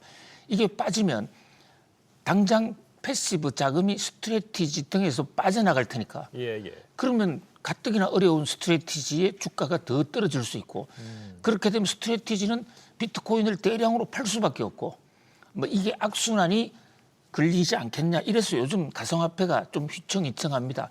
그런데 앵커님 잘 지적해 주신 대로 지난 주말에 세계에서 가장 큰 정말 이 뮤추얼 펀드에 관해서는 단연 1등인 회사죠. 뱅가드 그룹. 이 뱅가드 그룹에서 그동안에 암호화폐 절대 하지 마라. 암호화폐 근처에 가지도 말라. 이렇게 주장해왔던 이 뱅가드 그룹. 최근에 CEO가 바뀌었거든요. CEO가 바뀐 이후에 우리도 암호화폐 거래를 할 수 있다 하면서 그 뱅가드의 플랫폼에 뮤추얼 펀드 누구든지 상장하고 또 누구든지 거래하라 이런 조처를 취한 겁니다. 그러니까 그동안에 가상화폐에 대해서 가장 공격적으로 반대했던 뱅가드 그룹이 여기 들어온다는 것은 이것은 가상화폐로서는 가상자산으로서는 엄청난 청신호다. 그런데 이 회사가요 단순한 회사가 아니에요. 뮤추얼 펀드 세계 1위, ETF 세계 2위, 그리고 지금 뉴욕 증시에 잘 나가는 회사 매그니피센트 세븐이라고 있습니다. 거기 7개 회사 중에 뱅가드 그룹이 대주주 1등, 2등 전부 이름을 올리고 있습니다. 미국은 우리처럼 재벌가가 직접 운영하는 회사가 거의 없습니다. 테슬라 같은 회사는 지금 회사가 출범한 지 얼마 안 됐기 때문에 머스크의 지배력이 높은 좀 예외적인 거고요. 거의 대부분은 주식이 금융시장에 분산되어 있는데 거기에 최대 주주란 말이죠. 그러니까 블랙락과 뱅가드만 장악하면 뉴욕 증시를 장악할 수 있다는 정도로 영향력이 큽니다. 그 뱅가드 그룹이 암호화폐에 진일보한 자세를 보이면서 지금 밤사이에 또 비트코인이 많이 올랐거든요. 물론 뱅가드 그룹에서는 우리는 ETF, 비트코인이나 이더리움 ETF를 출시할 생각은 없다. 그래서 스스로 ETF를 만들지는 않습니다. 사실 이걸 만들어줘야 블랙락은 비트코인 ETF, 이더리움 ETF를 만들어서 시중에 자금을 가상화폐 쪽으로 많이 보냈거든요. 예. 그런데 그건 여기 우리는 그 계획 없다. 가상화폐 투자를 권장하는 것이 아니다. 단순하게 뱅가드가 플랫폼을 개방해서 뱅가드 플랫폼에서 가상자산을 거래할 수 있다는 정도다라고 확대 해석은 말라라고 얘기하고 있습니다. 그러나 그럼에도 불구하고 가상화폐 근처에 가지도 말고 쳐다보지도 말라던 뱅가드가 그 품속에 암호화폐를 품었다라는 것만으로도 이것이 제도금융권으로 들어갈 수 있는 거 아니냐, 그런 기대를 모으고 있습니다. 그야말로 가상자산을 둘러싸고는 악재와 호재가 하루에도 몇 번씩 지금 돌출하고 있기 때문에 그 타이밍, 이 시세 상황 판단, 이 새로운 악재와 호재, 이 대목을 잘 좀 시차 없이 잘 챙겨볼 필요가 있겠습니다. 그렇군요. 그 타이밍 저는 못 잡겠더라고요. 너무 급격하게 변동이 됐어요. 자, 다음 뉴스 키워드 보시죠. M2 통계 조작. 자, 시중 통화량을 나타내는 M2, 이 집계를 하는 데 있어서 한국은행이 내년부터 산정 기준을 좀 바꾼다고 합니다. 일단 이 통계에서 수익증권을 빼기로 했는데, 자, 이렇게 되면 어떤 효과가 있냐면요. 그동안에 고환율의 책임이 돈 풀기 때문이라는 지적이 계속해서 지금 시중에서 나오다 보니까 이걸 좀 낮추는, 그러니까 돈을 많이 풀린 게 이게 뭐 여러 가지 이유가 있겠지만 어쨌든 이걸 좀 피하기 위한 타이밍상 약간 좀 오비일학성 좀 타이밍이 아닌가라는 생각도 좀 드는데요. 이 수익증권을 빼면 어떤 효과가 있는 건지, 또 이걸 왜 지금 이 시점에 하는 건지 좀 궁금한데요. 박사님 어떻게 보셨습니까? 예, 그야말로 한국은행이 이제는 하다 통계 조작까지 하느냐, 그런 의문이 제기되고 있습니다. 자, M2, M1, M2가 통화량 단위예요. M3도 있고요. 시중에 돈이 얼마나 많이 풀렸냐, 이것은 경제를 좌우하는 최대 변수입니다. 너무 적게 풀어도 안 되고 많이 풀어도 안 된다. 예를 들어서 인체에 사람 혈액이 있다 그러면 혈액의 양을 정하는 것이 바로 통화량인데요. 우리는 그동안에 중심 통화 지표를 M2로 해왔고 이 M2가 증가율이 무려 8.5%입니다. 미국에 비해서 최근 4년 동안 이창용 총재 취임하시고 나서 무려 7배 이상 더 많이 풀렸습니다. 돈이 많이 풀리다 보니까 우리나라 돈 가치가 떨어지고 부동산이 폭등하는 거 아니냐, 이런 지적이 꾸준히 나왔는데요. 이걸 느닷없이 통계 기준을 바꾸겠다는 겁니다. M2에서 수익증권 쪽, 그러니까 주식에 조금 가까운 거나 채권에 가까운 것은 다 빼버리겠다. 네. 지금 돈이 주식 쪽에 많이 몰리고 있기 때문에 그 통계 빼고 나면 실제 총통화 증가율은 5.5%밖에 안 된다. 지금 이렇게 주장하고 있거든요. 이거 IMF가 이렇게 하라고 지적을 했던 사안 아닌가요? 하라고 10년 전부터 계속 주장해 왔는데 이제 와서 한다는 그 자체가 말이 안 되는 얘기고, 그리고 IMF가 한국을 통해서 하라고 한 적이 없어요. 그냥 전 세계를 향해서 자본시장이 커지면 M2 통계가 현실에 맞지 않을 수가 있으니까 한번 조정을 해보라라고 얘기한 것이고, 어떤 나라는 하고 어떤 나라는 하는데 왜 지금 환율이 이렇게 붕괴되고 무너지는 상황에서 그 핵심 책임이 통화량이다라고 얘기하고 있는데 우리 아니야, 통화지표 바꿔버릴 거야? 이러면 설령 그 한국은행의 진정성이 있다고 하더라도 누가 한국은행을 믿겠냐는 것이죠. 그렇죠. 그런 면에서 시기가 대단히 분석지라고요. 만약에 IMF 공고를 맞추기 위한 것이라면 이창용 총재가 취임한 지 3년 반이 지났습니다. 그럼 천천히 한 단계씩 바꿔 갔었어야죠. 이제 와서 이제 내일 모레 임기가 끝나는 하는 총재가 한국은행 통화지표부터 바꿔놓고 그만두겠다? 이것은 마치 자기 재임 시절의 통화 증가의 책임을 통계 조작으로 희석시켜버렸다는 그런 오해를 받기에 충분하다. 한마디로 이하 부정관, 각건을 오얏나무 밑에서 각건을 매는 거 아니겠습니까? 더더군다나 지금 정부가 이재명 정부가 통화를 재정을 대대적으로 확장할 것 같은 그런 분위기.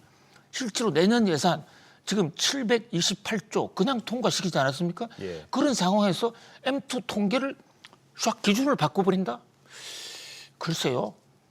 그게 과연 금융시장이 이걸 어떻게 받아들일지. 네. 어떤 통계 기준을 바꿀 때는 매우 오랜 기간 동안 그리고 세간의 여론을 충분히 수렴해야 되는데 그런 절차도 없었다는 점에서 오히려 의혹이 더 증폭된다 할 수 있겠습니다. 그렇군요. 알겠습니다. 자, 오늘 마지막 뉴스 키워드 보시죠. 쿠팡 노출, 유출. 자, 개인정보 노출이라고 처음에 했던 쿠팡이 주말 사이 유출로 표현을 바꿔서 다시 사과문을 보냈습니다. 이제서야 유출을 인정했다는 건데 뭐 앞으로 인정해야 될 거 되게 많은데 첫 단추부터 인제했는데 벌써 며칠 지났습니까? 이거 어떻게 봐야 될까요? 쿠팡이 이번 정보가 흘러간 것을 노출로 했다가 일요일 날 11시경에 유출이라고 살짝 바꿨습니다. 네. 그런데 자세히 들어보면 바꾸지 않았어요. 정말 그 쿠팡은 세간의 분위기나 이런데 그 소비자들의 반응 이런 거하고는 뭐 관계없이 책임 줄이기에만 급급한다 이렇게 보여지는데요. 무슨 얘기냐면 이 노출과 유출은 단어 하나 차이지만 엄청난 차이가 있습니다. 예. 그동안의 개인정보에 관한 판례를 보면요. 노출은 그냥 단순한 실수로 툭 튀어나온 거. 거기다가 더 중요한 것은 튀어나왔지만은 그 정보를 만든 관리하는 측에서 원하면 그 순간 모두 다 가져와서 통제권을 확보할 수 있는 거예요. 유출은 누군가가 의도적으로 도둑질을 했고 네. 그래서 관리권 자체가 이탈을 돼서 완전히 통제할 수 없는 겁니다. 그런데 이 쿠팡의 해명서, 어저께 올린 성명서 보면 우리는 그렇게 생각하지 않는데 정부 당국에서 유출이라고 표현하라고 그래서 유출한다. 이렇게 입장을 분명히 했습니다. 왜 이럴까요? 이게 손해배상 문제가 걸려 있어요. 노출의 경우에는 법원이 거의 배상액을 결정하지 않습니다. 유출의 경우에는 엄청난 배상을 결정하거든요. 그렇죠. 근데 지금 소비자들에게 얼마 물어주느냐가 중요한 것이 아니라 그것도 물론 회사의 영업을 위해서는 중요하겠지만 어떻게 신뢰를 확보하느냐가 그게 더 큰 이익일 수도 있는데 끝까지 우리는 유출 아니다. 유출이라고 발표하지만 정부가 하라고 해서 한다라고 분명히 명시하고 있습니다. 알겠습니다. 자, 오늘 짚어본 뉴스 키워드 다시 한번 보시죠. FOMC 금리 인하, 뱅가드 비트코인, M2 통계 조작, 그리고 쿠팡 노출, 유출 이렇게 짚어봤습니다. 박사님 오늘도 잘 들었습니다. 고맙습니다. 감사합니다.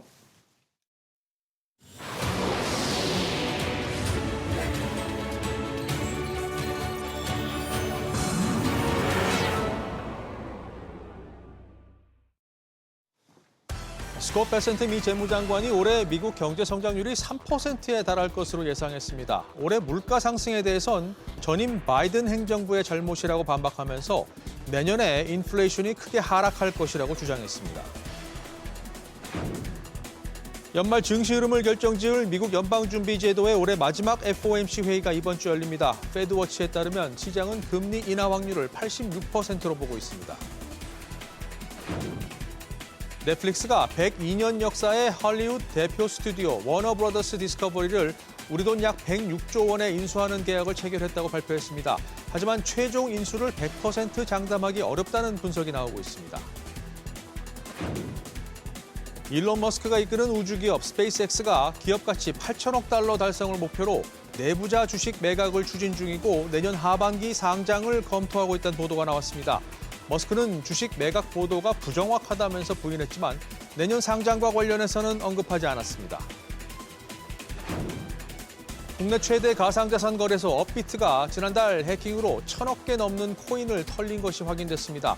불과 54분 만에 450억 원 규모가 외부로 전송됐는데 이번에도 늑장 신고 의혹이 도마에 올랐습니다.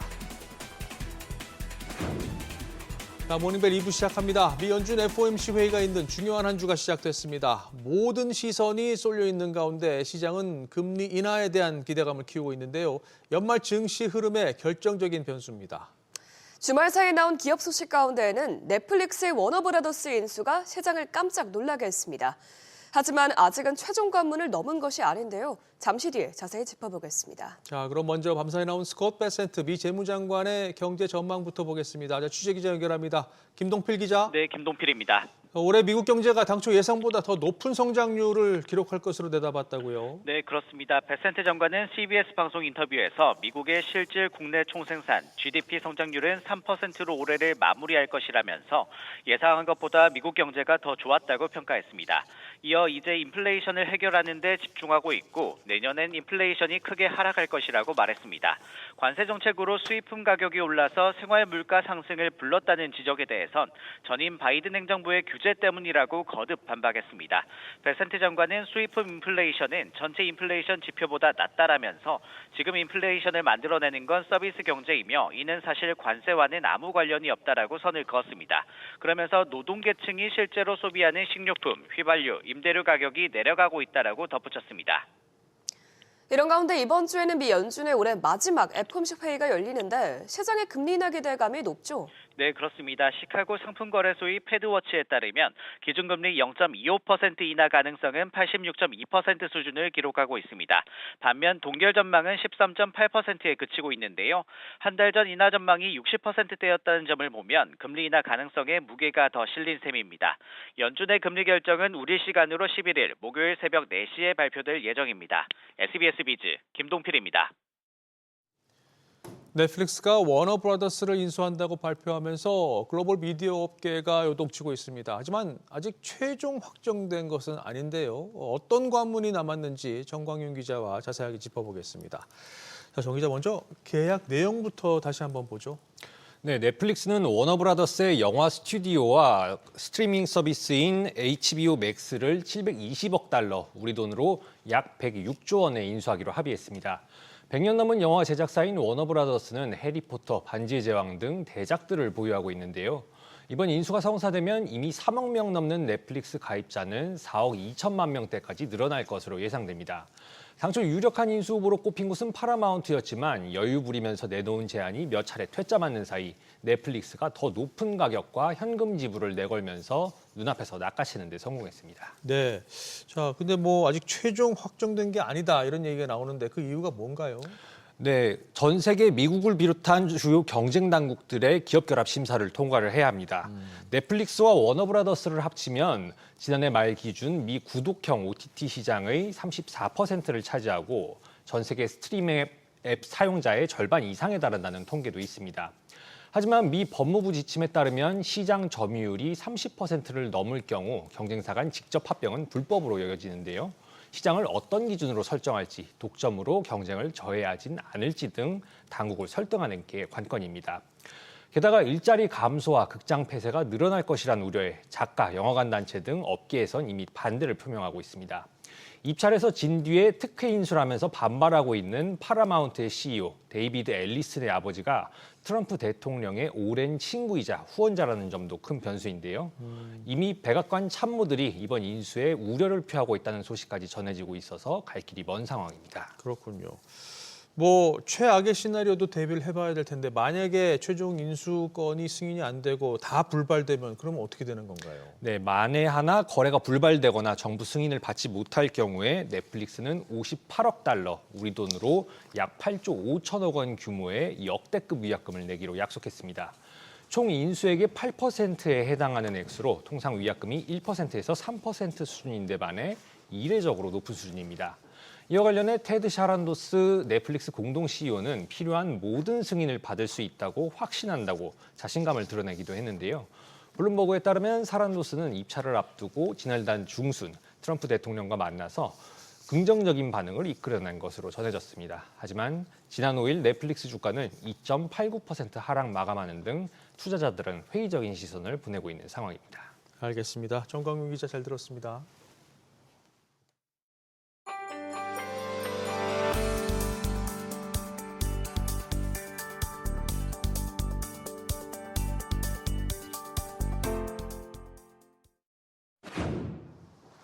금요일장 뉴욕 증시는 예상보다 무난하게 나온 개인 소비 지출 PCE 지표와 또 이번 주 연준의 금리 인하 기대감에도 전반적으로 관망세를 나타내면서 소폭 상승으로 마감했습니다.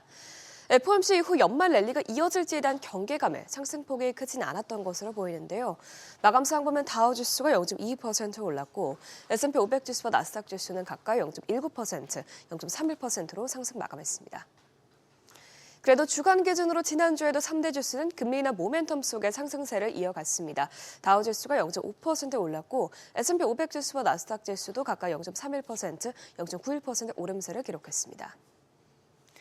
M7 기업은 악재가 있었던 엔비디아와 애플을 제외하고는 모두 상승했습니다. 엔비디아는 미국 상원 의원들이 엔비디아가 중국에 첨단 AI 칩을 판매하지 못하도록 초당적 법안을 발의했다는 소식에 0.53% 떨어졌고요. 애플은 최근 핵심 임원들의 퇴임이 잇따르면서 0.68% 내렸습니다. 반면에 알파벳은 월가에서 또 목표 주가를 올렸다는 소식에 1%대 강세 이어갔고 마이크로소프트와 아마존도 모두 상승 마감했습니다. 시총 6위부터도 보면 메타도 1.8% 오르면서 강세를 이어갔습니다. 블룸버그가 내년 메타버스 관련 예산을 30% 삭감하는 방안을 검토하고 있다는 보도가 나오면서 이 상승세를 계속해서 이어가고 있는데요. 리얼리티랩의 누적 손실이 워낙 컸기 때문에 비용 축소가 투자 심리에 매우 긍정적으로 작용했습니다. 또 브로드컴은 마이크로소프트가 마벨 테크놀로지 대신 맞춤형 칩을 공동 설계하는 방안을 논의하고 있다는 소식이 나오고 또 이번 주 11일에 나올 실적 발표를 앞둔 기대감 속에 2% 넘게 급등했습니다. 금요일에 나온 데이터들은 금리 인하에 대한 기대감을 확고하게 만들었습니다. 셧다운 발생 전 9월에 헤드라인 PCE 물가는 전월 대비 0.3%, 전년 대비로는 2.8% 올랐고요. 근원 물가는 한 달 전보다 0.2%, 1년 전보다는 2.8% 상승했습니다. 전반적으로 시장 예상치와 비슷하게 나온 가운데 전년 대비 근원 물가가 시장 예상치보다 소폭 낮게 나왔습니다. 다만 소비 지출 통계도 보면 개인 소비는 전월과 비교해서 0.3% 늘어나면서 전월보다 둔화됐고요. 개인 소득은 0.4% 오르면서 예상치를 소폭 상회했습니다. 또 미시간대 소비자 심리지수도 예비치가 월가 예상을 뛰어넘는 53.3을 기록하면서 크게 개선됐습니다. 특히 이 지표에서도 인플레 우려가 완화됐다는 점이 고무적이었는데 1년 단기 기대 인플레이션은 11월에 4.5%에서 이달에는 4.1%로 하락하면서 올해 1월 이후 최저치를 기록했고요. 장기 기대 인플레이션도 지난달에 3.4%에서 12월에는 3.2%로 내려갔습니다. 비트코인은 주말 사이에 또 출렁했습니다. 블랙록 비트코인 ETF만 보더라도 출시 이후 가장 긴 주간 자금 유출을 기록을 이어가면서 가격 하락을 막아줄 매수 세력이 점점 줄어들자 이 가격 변동성이 커지고 있는 것으로 보이는데요. 주말에 9만 달러 아래로 떨어졌다가 현재는 9만 1,000달러대에서 거래가 되고 있고요. 원화로는 1억 3,600만 원대에서 거래되고 있습니다. 서학개미 브리핑입니다. 지난주 서학개미들의 거래 내역 살펴보시죠. 먼저 5위는 QQQ입니다. 손정희 소프트뱅크 회장이 엔비디아 지분 매각을 두고 팔고 울었다고 밝히며 AI 투자 거품론자들에 반박했습니다. AI 거품론이 완화되자 서학개미들은 매수로 대응했습니다. 4위 테슬라는 매수 우위가 나타났습니다. 트럼프 행정부가 로봇 산업 촉진을 위해 행정명령을 준비한다는 소식으로 기대감이 높아진 영향입니다. 2위는 알파벳인데요. 전문가들은 구글이 텐서 처리 장치, TPU 판매에 나설 경우 약 9천억 달러 규모의 사업 가치를 창출할 수 있다고 전망하고 있습니다. 1위 SOXL은 매도 우위가 나타났는데요. AI 거품론이 완화되자 필라델피아 반도체 지수는 직전 고점을 거의 회복했지만 SOXL 가격은 아직 고점 대비 5.8% 낮습니다. 서학개미들은 지난달 가격 급락 구간에서는 집중 매수 전략을 펼치고 아직 낙폭을 만회하지 못한 상황에서 반등이 나오자 손절매에 나선 것으로 풀이됩니다. 이어서 지난주 금요일 뜨거웠던 종목들도 살펴보시죠. 넷플릭스가 워너브라더스 인수전에서 승리했습니다. 이에 워너브라더스 주주는 주당 현금 23.35달러와 넷플릭스 주식 4.5달러를 받게 되는데요. 이 소식에 워너브라더스 주가는 6.28% 급등했습니다. 반면 인수 주체인 넷플릭스는 비용 부담 우려로 3% 가까이 하락했습니다. 또한 트럼프 행정부가 이번 인수에 대해 강한 회의감을 가지고 있다는 의견이 나오며 최종 인수까지 순탄치 않을 것이라는 전망이 이어지고 있습니다. 중국판 엔비디아라고 불리는 무어스레드가 상장과 함께 공모가 대비 425% 폭등했습니다. 엔비디아 주가가 하락한 것과는 대조되는 흐름인데요. 엔비디아의 중국 사업 관련 불확실성이 커진 영향입니다. 미국 국회에서 전날 안전하고 실현 가능한 칩 수출법 법안을 발의했는데요. 이 안에는 미 상무장관이 향후 30개월 동안 중국으로의 첨단 칩 수출 허가를 거부하도록 요구하는 내용이 담겨 있습니다. 리튬 제조업체인 엘버말은 5% 넘게 급등했습니다. UBS가 투자 의견을 기존 중립에서 매수로 상향하고 목표가도 107달러에서 185달러로 상향 조정한 영향인데요. UBS는 에너지 저장 수요가 늘면서 내년부터 리튬이 공급 부족에 들어갈 것으로 전망했습니다. 이에 따라 리튬 가격도 상승 흐름을 이어갈 것으로 예상한 겁니다.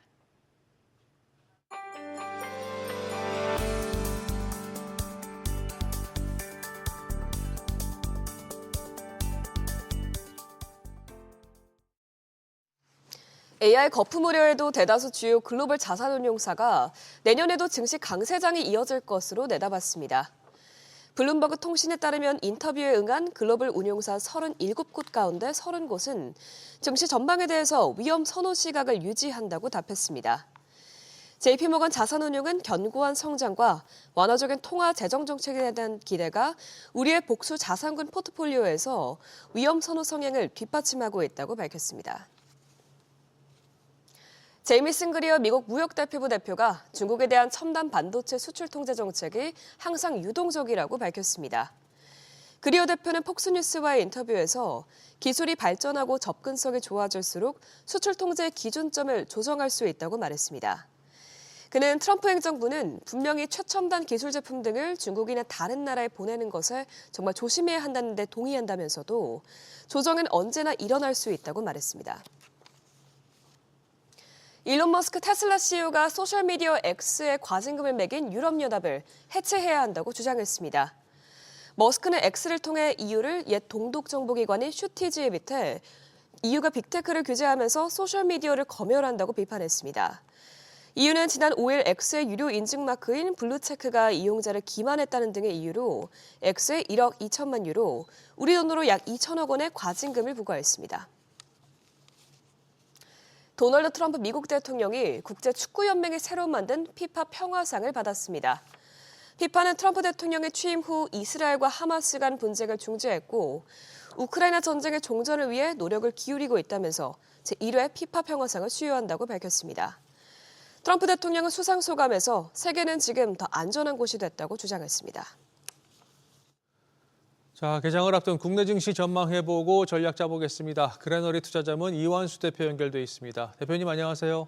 네, 이완수 대표입니다. 네, 먼저 금요일장 코스피 4,100선을 회복을 했습니다. 반대로 최근 가파르게 오르던 코스닥은 약세로 돌아섰는데요. 흐름 어떻게 보셨습니까? 네, 지난주 5일 금요일 코스닥과 코스피는 다른 행보를 보였습니다. 코스피는 외국인과 기관이 각각 9,934억 원과 1조 1,528억 원을 순매수하며 4,100선을 넘어섰고요. 여기에서 대형주, 반도체, 자동차, 그다음에 2차 전지, 신재생 에너지를 강세를 유도했습니다. 전날 미국 증시가 반도체와 에너지 밸류체인 중심으로 상승하자 국내 증시에 영향을 미쳤습니다. 특히 삼성전자뿐만 아니라 현대차 같은 경우에는 미국의 관세 리스크 완화, 그다음에 휴머노이드 로봇 생산 확대, 자율주행 전략적 구성 등 호재가 겹치면서 이날 10.93% 급등을 했습니다. 따라서 해당 호재가 많은 만큼 현대차 밸류체인의 강세는 당분간 이어질 것으로 예상합니다. 여기에 미국발 ESS 시장 확대까지 2차 전지와 신재생 에너지 관련주들이 강세였습니다. 반면 코스닥은 외국인과 기관들이 매도 우세로 일관을 했습니다. 특히 주요 업종인 대학바이오에서 알테오젠의 키트루다 SC가 독일에서 판매 금지 가처분을 받았다는 소식에 전체 업종을 끌어내렸습니다. 따라서 지난주 같은 경우에 업종별 종목별 순환매가 이루어지면서 지수의 상단을 녹화하는 모습이었습니다. 이에 이번 주도 국내 증시는 업종별 종목별 순환매가 지속되면서 연말 랠리로 이어질지를 확인할 것으로 보입니다. 예. 자, 금요일에 하락하긴 했지만 최근 코스닥에 대한 기대감이 높잖아요. 정부가 시장 활성화 의지를 재차 밝혔고 연기금도 최근 투자를 계속 늘리고 있는 상황인데 연말 랠리를 주도할 주인공이 코스닥이 될 거란 얘기까지 나오고 있는 상황입니다. 어떻게 예상하십니까? 네, 일단 가능성이 높고요. 네, 시장은 이번 주에 정부의 코스닥 시장 활성화 방안이 제시할 것을 일단 기대를 하고 있습니다. 그래서 코스닥이 단순하게 1000포인트를 회복하는 것은 시간 문제로 보이는데요. 여기서 중요한 것은 일단 코스닥 정책에 대해서 그냥 코스닥이 1000선을 넘어서 끝날 것인지 아니면 장기적 구조적으로 나스닥과 같이 성장 모멘텀을 가질 수 있을지 이거에 대한 기대감도 같이 지금 적용된다고 보시면 될 것 같고요. 두 가지를 하나 볼 수 있습니다. 하나는 15조 원에 달하는 국민펀드의 역할, 그다음에 연기금의 코스닥 종목 매수 확대, 세액공제 확대가 시장 기대치에 부합한다면 기존 코스닥 시장에서 자리매김을 한 밸류에이션이 탄탄한 기업들이 향후 추가적인 상승을 얻을 것으로 보입니다. 그리고 다른 하나는 기술 특례 상장 기준 완화, 그다음에 코스닥 벤처 도입 등을 통해서 신규 기업들을 육성하는 방향입니다. 이를 통해서 IT, 제약바이오, AI, 반도체, 그리고 로보틱스, 핀테크 등 미래 산업 관련 종목들이 코스닥에 새롭게 편입된다면은 시장의 파이가 커지면서 시장의 발전을 도모할 수 있을 것으로 기대를 하고 있습니다. 그래서 취약한 현재 코스닥 시장이 단순히 정부의 유동성 공급을 통해 지수만 끌어올릴 것이 아니라 체질적으로 좀 개선이 이루어진다면은 코스닥은 천스닥뿐만 아니라 나스닥과 같이 국내 산업 발전의 원동력이 되지 않을까 하는 생각입니다. 예.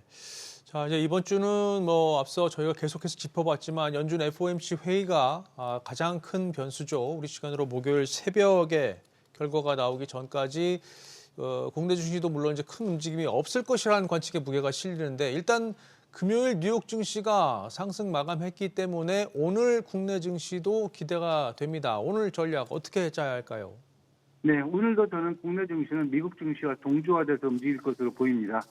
미국은 또 특히 이번 주에 세 가지 변수가 지금 있는데요. 하나는 지난주 9월 개인 소비 지출 지수와 PCE 지수가 모두 전년 대비 2.8% 상승하며 인플레이션이 안정화가 됐습니다. 이에 따라서 10일 FOMC 기준금리는 확실시되고 있다고 보시면 될 것 같고요. 두 번째는 10일부터 오라클, 어도비, 그다음에 시너시스트, 그다음에 브로드컴까지 실적 발표가 되는 만큼 AI 성장론이 다시 시장 분위기를 이어갈 것으로 보입니다. 그리고 세 번째는 완화된 매크로 지표에 쇼핑 시즌이 매출 확대할 수 있을 것으로 지금 보여지고 있습니다. 특히 국내 소비재 업종의 실적과 연계될 수 있다고 보여지고 있습니다. 따라서 해당 변수들이 유리하게 작용된다면은 국내 증시도 이번 주 똑같이 수혜를 입을 것으로 보이고요. 이와 같이 만약에 이번 주에 해당 변수들이 살피면서 긍정적으로 좀 접근하면서 업종별 종목별 선순환, 특히 반도체, AI, 자동차, 2차전지, 신재생에너지, 화장품, 엔터 등에서 선순환을 기대해도 좋을 것으로 저는 보고 있습니다. 알겠습니다. 자, 지금까지 그레너리 투자자문 이완수 대표였습니다. 오늘 말씀 고맙습니다.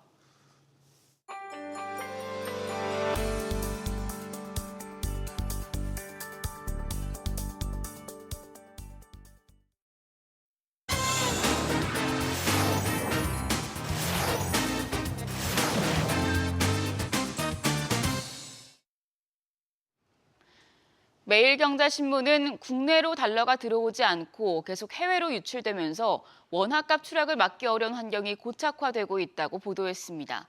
국내 기업의 해외 직접 투자 FDI 잔액은 지난 3분기 말 7,069억 달러, 우리 돈 약 1,043조 원으로 처음으로 7천억 달러를 돌파했습니다.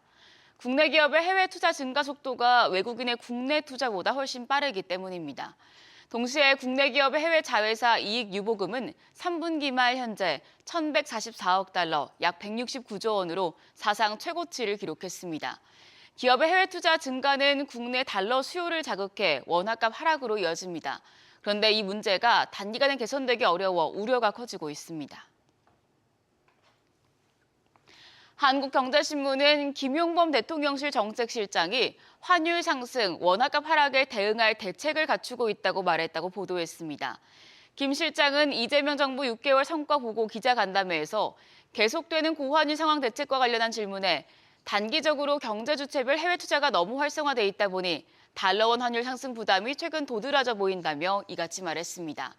이어 기업의 해외 부문 이익을 국내로 환류하는 문제, 개인의 해외 투자에 과도한 위험이 숨겨져 있는 건 아닌지 점검하는 문제, 국민연금의 대외 투자와 관련한 국내 해외 투자 비중과 환해지 문제 등 3개 분야 과제를 진행 중이라고 밝혔습니다. 한국경제신문은 유튜브와 넷플릭스 등으로 빠져나가는 외화가 연간 200억 달러에 육박한다고 보도했습니다. 한국경제신문이 한국은행의 도움을 받아 우리나라 서비스 수지 중 유튜브 프리미엄 구독료와 클라우드 이용료, 구글과 SNS에 지급하는 인터넷 광고료 등을 분석한 결과 2020년 84억 달러인 지급액이 지난해 168억 달러로 불어났습니다. 올해도 1월부터 9월 지급 총액이 137억 달러에 달해 지난해 기록을 넘어 200억 달러에 육박할 것으로 전망됩니다.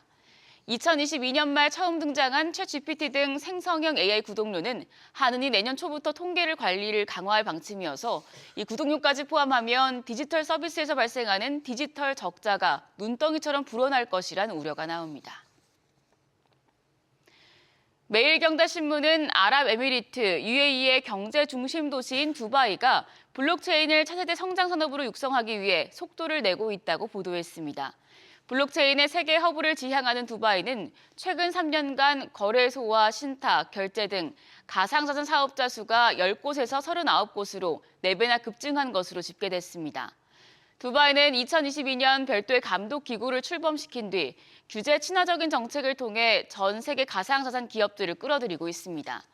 가상자산과 금융을 분리한 금가분리 기조를 유지해온 한국에서 같은 기간 가상자산 사업자가 32% 급감한 것과는 반대되는 흐름입니다. 조선일보는 올해 한국 개인 투자자들이 주식뿐만 아니라 미국 국채도 대규모로 사들였다고 보도했습니다. 3분기 말 기준 한국 개인의 해외 채권 투자 잔액은 391억 3,160만 달러로 전 분기 대비 약 25억 달러, 전년 동기보다는 약 161억 달러 늘었습니다. 한국 국채보다 안전하다고 평가되는 미국 10년 만기 국채 금리는 지난 5일 기준 연 4.14%로 한국의 웬만한 정기 예금보다 높습니다. 게다가 만기 때 원리금을 같이 주는 대부분의 예금과 달리 6개월마다 이자를 지급해준다는 것도 은퇴한 고령층이 특히 좋아하는 장점으로 꼽힙니다. 다만 미 채권은 만기까지 가지고 있지 않을 경우 금리가 상승하면 손실을 볼 수 있고 달러 대비 원화 환율이 하락해도 손해가 날 수 있다는 점은 유의해야 합니다. 마지막으로 경향신문은 쿠팡과 KT, 롯데카드처럼 정부의 정보보호관리체계 인증을 받은 기업에서 대규모 개인정보 유출이 반복되자 정부가 해당 인증 제도를 대폭 손질하기로 했다고 보도했습니다. 정부는 먼저 예비심사 단계부터 핵심 항목을 우선 검증하고 기준 미충족 시 인증 신청을 반려하기로 했습니다. 본심사는 그간 서류와 샘플 점검 위주였지만 핵심 시스템 중심으로 현장 실증형 검사를 진행합니다. 정부는 대형 온라인 플랫폼이나 통신사 등의 인증제를 의무화하는 개인정보보호법과 정보통신망법 개정도 추진합니다. 지금까지 조간 브리핑이었습니다.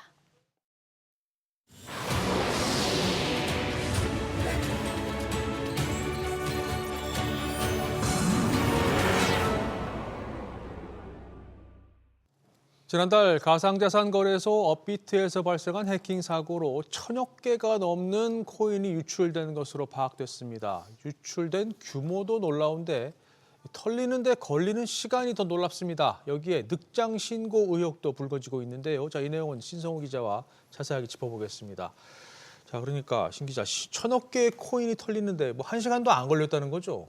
네, 그렇습니다. 정확하게는 54분 만입니다. 이 사이 전송된 가상자산의 규모는 무려 1,040억 6천만 개로 445억 원어치에 달했습니다. 그러니까 초당 약 3,200만 개씩 빠져나간 겁니다. 이번 업비트 해킹 시도는 지난달 27일 오전 4시 42분부터 5시 36분까지 총 54분간 이뤄졌습니다. 그러나 업비트가 금융감독원에 해킹 사실을 처음 보고한 시점은 오전 10시 58분으로 해킹 시도가 이뤄진 지 6시간이 넘게 지난 뒤였습니다. 마침 이날은 업비트 운영사인 두나무와 네이버 파이낸셜의 합병에 대해 설명하는 공식 행사가 있던 날인데요. 행사가 다 끝난 후에야 당국 및 경찰 신고부터 홈페이지 공지 등 조치가 이뤄지면서 일부러 늑장 신고를 한 것이 아니냐 하는 의혹이 제기되고 있습니다. 앞서 이찬진 금융감독원장은 이번 사고에 대해 그냥 넘어갈 성격의 것은 아니라고 말하기도 했습니다. 예, 그런데 이번 해킹 사고에도 불구하고 업비트가 금융당국의 제재를 피할 수 있다 이런 얘기가 나오는데 이거 뭔 소린가요? 네, 그러니까 거래 안전성과 신뢰성 확보, 또 시스템 관리 의무 등을 규정하고 있는 전자금융거래법 적용 대상에 가상자산 사업자는 포함되지 않기 때문입니다.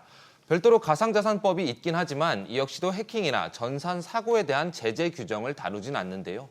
이로 인해 1,000억 개가 넘게 털리는 대형 사고에도 중징계로 이어지긴 어렵다는 관측이 나옵니다. 이에 금융당국은 가상자산법 2단계 입법 시 해킹 전산 사고에 대한 배상 책임을 부과하는 방안을 검토 중인데요. 하지만 소급 적용이 어려울 것으로 보여 업비트에 대한 제재는 사실상 쉽지 않을 전망입니다. 예.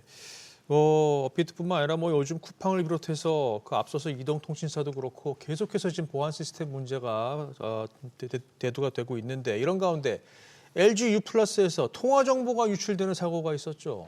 네, LG U+의 인공지능 통화앱 익시오에서 통화 정보 일부가 유출된 것으로 확인됐습니다. LG U+는 지난 6일 운영 개선 작업 과정에서 캐시 설정 오류로 고객 36명의 정보가 다른 이용자들에게 일시적으로 노출되는 현상이 발생했다고 밝혔습니다. 이어 이용자가 고객의 소리를 통해 회사 측에 알려 이를 인지하고 개인정보보호위원회에 신고를 완료했다고 덧붙였는데요. LG U+ 측은 이번 사안은 해킹과는 관련이 없다며 주민등록번호 등 고유 식별 정보와 금융 정보는 유출되지 않았다고 밝혔습니다. 알겠습니다. 신성우 기자 잘 들었습니다. 우리나라의 가계자산 가운데 부동산을 비롯한 비금융자산 비중이 60%가 넘는 것으로 집계됐습니다. 한국경제인협회에 따르면 지난해 가계 비금융자산 비중은 64.5%로 한국, 미국, 일본, 영국 4개국 가운데 가장 높았습니다.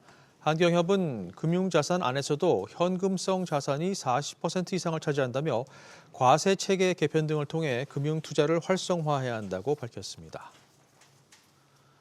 오늘은 전국이 대체로 맑은 가운데 아침 출근길 기온이 영하권으로 떨어지면서 춥겠습니다. 최저 기온은 영하 5도에서 영상 7도, 낮 최고 기온은 4도에서 11도 사이로 예보됐습니다. 충청 이남 지역의 미세먼지 농도는 일시적으로 나쁨 수준을 보이는 곳이 있겠고 강원 산지와 동해안에는 건조특보가 내려져 있습니다.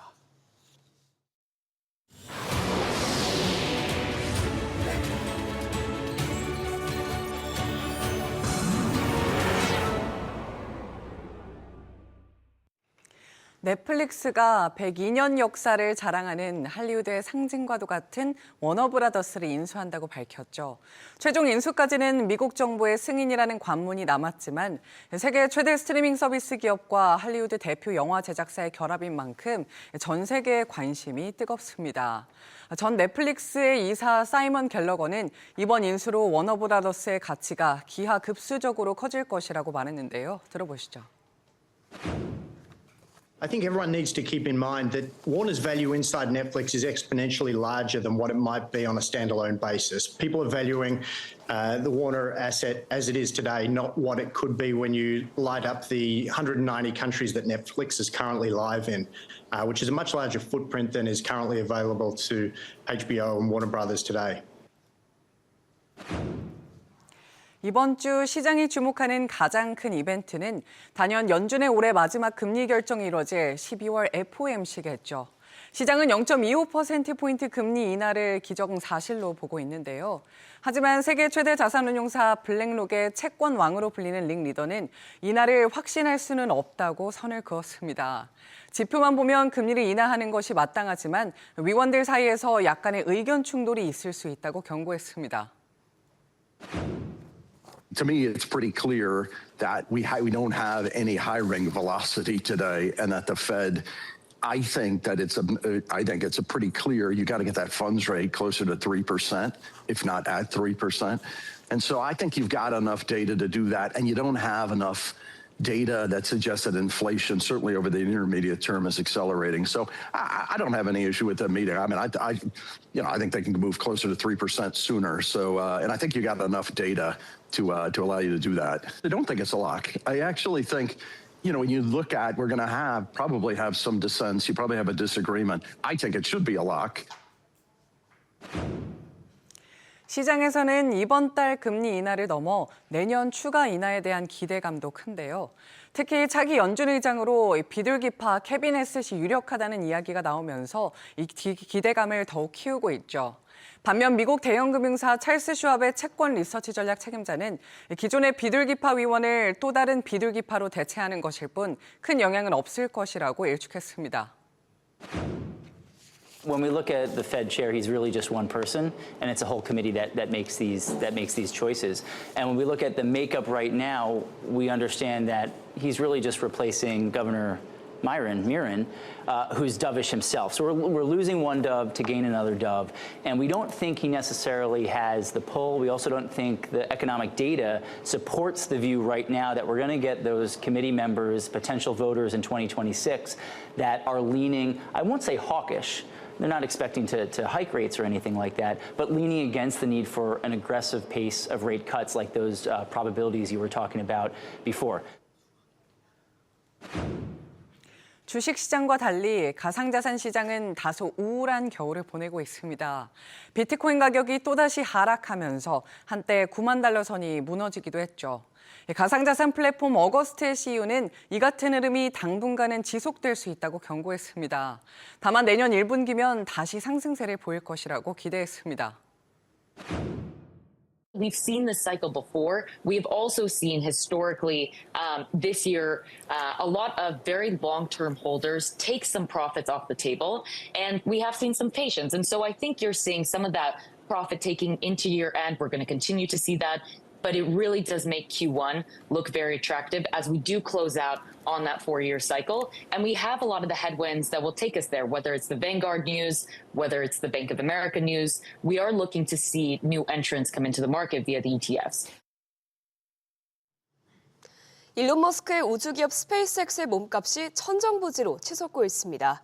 잠잠하던 기업 공개 시나리오까지 다시 나오면서 시장을 술렁이게 하고 있는데요. 관련한 소식 임선우 캐스터와 짚어보겠습니다. 주말 사이 스페이스X가 내부자 이 주식 거래를 추진 중이라는 소식이 나왔는데 평가된 몸값이 어마어마하다고요. 네, 맞습니다. 기업 가치를 8천억 달러, 우리 돈 1,180조 원으로 평가하는 내부자 주식 매각을 추진 중이라는 소식이 나왔는데요. 반년도 안 된 사이 2배가 뛴 금액으로 거래가 성사될 경우 스페이스X는 오픈 AI를 제치고 미국 내에서 가장 비싼 비상장 기업으로 등극하게 되고요. 단순한 자금 조달을 넘어서 시장 지배력을 재확인시켜주는 우주 산업에서 갖는 독보적 위상을 보여준다는 평가가 나오고 있습니다. 네, 심지어 기업 공개 계획도 언급됐죠? 네, 사실 시장이 술렁인 데에는 스페이스X의 몸값이나 거래 자체보다도 수년째 미뤄온 회사의 IPO와 관련한 언급이 경영진의 입에서 나왔다는 점이 있는데요. 월스트리트저널의 보도를 보면 브렛 존슨 CFO가 최근 며칠간 투자자들에게 이번 거래와 향후 상장 계획에 대해 구체적인 브리핑을 가졌는데 시장은 이번 몸값 불리기가 상장을 위한 포석 단계에 접어든 것으로 분석하고 있습니다. 그리고 여기서 관심이 가는 부분이 머스크 CEO가 구주 거래에 대해서는 부인하긴 했지만 IPO와 관련해서는 말을 아꼈습니다. 네, 머스크는 현금 흐름이 양호하다, 유동성을 위한 자사주 매입이다 말하면서 이 내부 주식을 외부에 매각하는 것이 아니라 회사가 직접 사들이는 방식이라는 설명과 함께 구주 매각 소식을 부인했는데요. 다만 IPO와 관련해선 말을 아끼면서 시장은 오랜 기다림 끝에 스페이스X 상장 시나리오에 청신호가 켜진 것 아니냐며 기대감과 함께 술렁이고 있습니다. 스페이스X는 기업 가치가 치솟을 때마다 기꺼이 수표를 써내는 충성도 높은 투자자 기반을 확보하고 있지만 머스크는 그동안 화성 탐사를 비롯한 장기 목표 달성을 위해 비상장 유지를 택해왔는데 시장 환경이 변하면서 슬슬 몸집 키우기를 준비하는 모습입니다. 지난 3년간 침체기를 겪었던 미국 IPO 시장은 올 여름부터 활기를 되찾기 시작했는데요. 스테이블 코인 발행사 서클 등이 성공적으로 증시에 대비하면서 시장에 온기를 불어넣어줬고 최근 셧다운 사태로 신규 상장 속도가 다소 주춤하긴 했지만 월가는 내년 IPO 시장이 예년 수준의 정상 궤도에 오를 것으로 낙관하고 있습니다. 스페이스X가 2026년에 상장 시점으로 잡은 건 역시도 시장 회복세 편승에 기업 가치를 극대화하려는 전략으로 풀이가 되고요. 시나리오가 현실화하면 대규모 신규 자금을 확보해 차세대 우주선 스타쉽, 우주선이 스타쉽 개발과 화성 탐사 프로젝트에도 속도를 낼 수 있을 것으로 보입니다. 네, 그렇게 되면 머스크의 AI 로드맵이 더욱 강화될 것 같습니다. 네, 아시다시피 머스크의 시선은 전기차를 떠난 지 꽤 됐죠. 장기 로드맵인 마스터 플랜에서도 대놓고 언급할 만큼 다음 무대인 인공지능, 피지컬 AI 등 미래 인프라에 집중하고 있습니다. 머스크의 계획에서 스페이스X는 테슬라만큼이나 키맨으로 꼽힙니다. 최근 xAI와 연계도 강화하면서 지난 여름에는 직접 투자를 단행하기도 했고 일부 핵심 인력들은 두 회사를 오가면서 기술적 시너지 효과를 모색하고 있고요. 특히 최근 국내에도 서비스를 개시한 위성 인터넷 서비스 스타링크가 폭발적인 성장세를 보이고 있는데 이번 상장 계획에서도 사업을 분사하지 않고 본사에 포함해 통합 상장하는 방안 유력하게 검토되고 있습니다. 앞서 로켓 사업이 안전 궤도에 오르면 스타링크를 분리해 별도로 상장하겠다던 구상을 뒤집는 결정인데 로켓 발사 사업의 수익성이 크게 개선되고 시장 지배력이 공고해지면서 굳이 알짜 사업인 스타링크를 떼어낼 필요가 없다고 판단해 전략을 수정한 걸로 보이고요. 실제로 가파른 실적 성장세가 이런 자신감을 뒷받침해주고 있습니다. 머스크는 스페이스X의 연간 매출이 155억 달러를 기록할 것이라며 순환 궤도에 올랐다 밝히기도 했는데 머스크의 다른 사업체들이 각종 도전에 직면한 것과 달리 스페이스X는 그 어느 때보다도 강력한 펀더멘털을 자랑하면서 미 항공우주국 나사를 비롯해 펜타곤 같은 정부 핵심 기관과도 깊은 유대 관계를 맺고 대체 불가 파트너로서 입지를 굳히고 있습니다. 이렇듯 스페이스X가 테슬라로부터 혁신 바톤을 넘겨받을 것으로 예상되면서 업계는 이번 IPO 관련 소식을 더욱더 눈여겨보고 있습니다. 네, 알겠습니다. 오늘 내용 잘 들었습니다.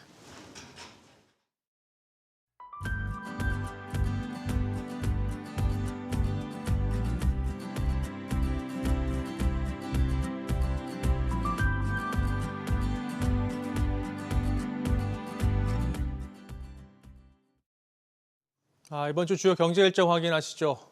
먼저 오늘은 중국의 지난달 무역 수지가 발표됩니다. 수출에 초점이 맞춰져 있는데요. 앞서 10월 수출이 전년 대비 1.1% 감소하면서 3% 증가를 예상했던 시장 기대에 미치지 못했습니다. 중국 수출이 감소한 건 지난해 3월 이후 처음인데 지난해 10월 급증했던 수출 물량에 따른 기저효과 또 미중 정상회담을 앞두고 불확실성이 커진 결과였습니다. 일본의 3분기 성장률 확정치도 나오는데요. 지난달 발표된 속보치는 전분기 대비 마이너스 0.4%, 이걸 연율로 환산하면 1.8% 감소했습니다. 6분기 만에 마이너스로 돌아선 건데요. 미국발 관세 충격이 컸습니다. 자, 내일 일정 보실까요? 이번 주 가장 큰 이벤트죠. 미 연준의 올해 마지막 FOMC 회의가 이틀간의 일정으로 시작됩니다. 시장은 금리를 내릴 것이란 기대감을 키우고 있는데 지켜봐야겠죠. 자, 미국 노동시장 상황이 금리 결정의 최대 변수인데 연준이 참고할 만한 지표가 나옵니다. 미 노동부의 10월 구인이직 보고서인데요. 구인 건수가 중요합니다. 자, 연방정부 셧다운으로 가장 최신 데이터는 8월 수치죠. 당시 19,000건 증가하면서 시장 예상을 웃돈 바 있습니다. 자, 계속해서 수요일 일정 보시죠. 미 연준이 회의를 마치고 기준금리를 결정합니다. 우리 시간으로는 목요일 새벽 4시에 나옵니다. 과연 금리를 내릴 것이냐에 모든 시선이 쏠려 있는데 금리 결정만큼 중요한 게 있습니다. 연준 위원들의 금리 예상을 담은 점도표 그리고 경제 전망까지 중요하고요. 그리고 무엇보다 결과 발표 30분 뒤에 있을 제롬 파월 연준 의장의 기자회견도 관건입니다. 연말 금융시장 흐름의 중대 분수령이 될 전망입니다. 지표는 우리나라의 지난달 취업자 수와 실업률을 포함한 고용 동향과 중국의 소비자 물가가 주목되고요. 중요한 실적 발표도 예정되어 있는데요. 오라클이 장 마감 뒤 지난 분기 성적을 내놓습니다. 제가 일부에 이게 월요일 날 나온다고 말씀을 드렸는데 수요일로 바로 잡습니다. 수요일 장 마감 뒤입니다. 이게 왜 중요하냐면 올해 가장 공격적으로 AI 투자에 나선 기업이고 최근 신용부도 스와프, CDS 프리미엄이 급등한 추세이기 때문에 AI 관련 신용 리스크의 바로미터라는 표현이 붙어 있습니다. 어떤 수치와 전망이 나오냐에 따라서 AI 섹터 전체가 흔들릴 수 있습니다. 자, 목요일로 넘어갑니다. 미국의 지난달 생산자 물가가 나옵니다. 인플레이션 선행 지표죠. 그리고 우리나라의 이번 달 10일까지의 수출액 집계도 확인하시고요. 석유 수출국 기구 오펙은 원유 수요 전망을 내놓는데요. 앞서 오펙 플러스가 내년 1분기에 추가 증산을 하지 않기로 재확인했기 때문에 어떤 전망이 나올지 관심이 높습니다. 실적은 전날 오라클에 이어서 브로드컴이 또 한 번 시장을 흔들 것 같은데요. 최근 구글의 AI 칩 TPU가 뜨면서 그 개발 초기 단계부터 설계를 지원해온 기업이기 때문에 이 존재감이 커지는 분위기죠. 구글 생태계의 최대 수혜자로 꼽히는 만큼 성적에 관심이 높습니다. 그리고 소비 흐름을 나타내는 코스트코 실적도 체크하시고요. 자, 마지막 금요일 일정입니다. 우리나라의 지난달 수입 물가 그리고 영국의 10월 GDP 정도만 확인하시면 될 것 같습니다. 이상 이번 주 주요 경제 일정이었습니다.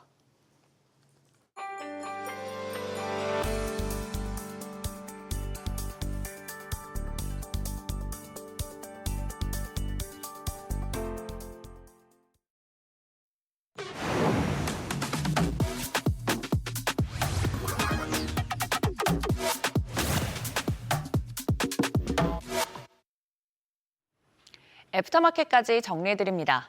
한국거래소가 내년 하반기부터 대체거래소의 프리마켓보다 1시간 더 빠르게 프리마켓을 운영하는 쪽으로 가닥을 잡았습니다.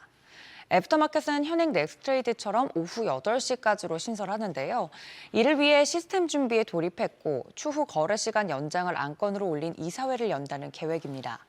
거래소 관계자는 이사장과 집행간부 간 회의를 거쳐 내부적으로는 거래 시간 연장에 대한 방식과 형태 등을 확정했다며 아직 업계나 노조와 공식 협의한 건 아니지만 내년 6월까지 완비하는 게 목표라고 말했습니다. 하지만 거래소가 집행간부를 중심으로 내부적으로 확정안이 그대로 추진될지는 아직 알 수 없습니다. 거래소의 거래 시간 연장은 증권가와 운용가 전반의 근무 체계를 변화 줄 수 있기 때문인데요. 또 증권사들 시스템 구축 부담이 가중되는 만큼 여러 이해관계자들의 의견 수렴이 중요한 사안입니다. 거래소 노조는 다음 달까지 조합원과 증권사 직원들 의견을 취합한 뒤 회사와 논의를 진행할 계획입니다. 과연 조율이 어떻게 될지 앞으로 더 지켜보셔야겠고요. 지난주 금요일 국내 증시 코스피는 16거래일 만에 종가 기준 4,100선을 회복해냈습니다. 외국인과 기관이 쌍끌이 매수에 나서면서 상승 탄력을 받았는데요. 애프터마켓도 삼성전자 2.9%대, 또 SK하이닉스도 0.18%대 상승 마감했습니다. 이 반도체주와 함께 자동차주의 질주가 또 주목을 받았습니다. 관세 불확실성 완화와 북미 하이브리드 시장 점유율 상승 등 호재가 부각되면서 주가가 크게 올라 지수를 끌었습니다. 현대차 무려 10% 넘게 급등했고요. 참고로 기아도 2%대 상승했습니다. 반면 코스닥은 알테오젠의 기술 수출 우려가 부각되면서 소폭 하락한 채 장을 마쳤습니다. 코스닥 시총 1위인 알테오젠이 피하 주사 제형의 면역 항암제 키투르다 SC가 독일에서 판매 금지 가처분을 받았다는 소식에 10% 가까이 급락했습니다. 이외에 에이빌 바이오도 5%, 리가켄바이오도 4.49% 하락했고 1위부터 5위 사이에는 에코프로비엠만 유일하게 1.65% 오르면서 16만 원 선에 장을 마쳤습니다. 4,100선에 안착한 국내 증시, 과연 오늘장 출발 분위기는 어떨지 잠시 후 프리마켓 통해서 미리 살펴보시죠. 애프터마켓 리뷰였습니다.